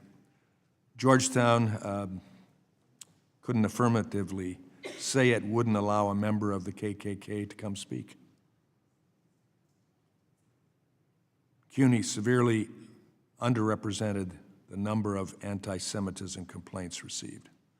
So those are concerns that we still have. I express appreciation for the statements that each of you have made about attempting to do better, to push back on anti-Semitism. I express appreciation sincerely for that. I hope that other institutions that watch this hearing are enlightened of the fact that that's expected of them as well. We also know that there are hundreds of higher ed institutions all across this country who have none of this anti-Semitism in a virulent nature evidenced on their campuses. They're still humans on the campuses, we get that. But we have to end this. And then I would also add that our concern is that as students leave these campuses with the experience of anti-Semitism, and faculty members that are indoctrinating them in that direction, that our K-12 students are in danger next. And that's what our states will have to face as they come to understand that this is something that can be experienced and accepted if we're not careful. So I say we ought to have these hearings.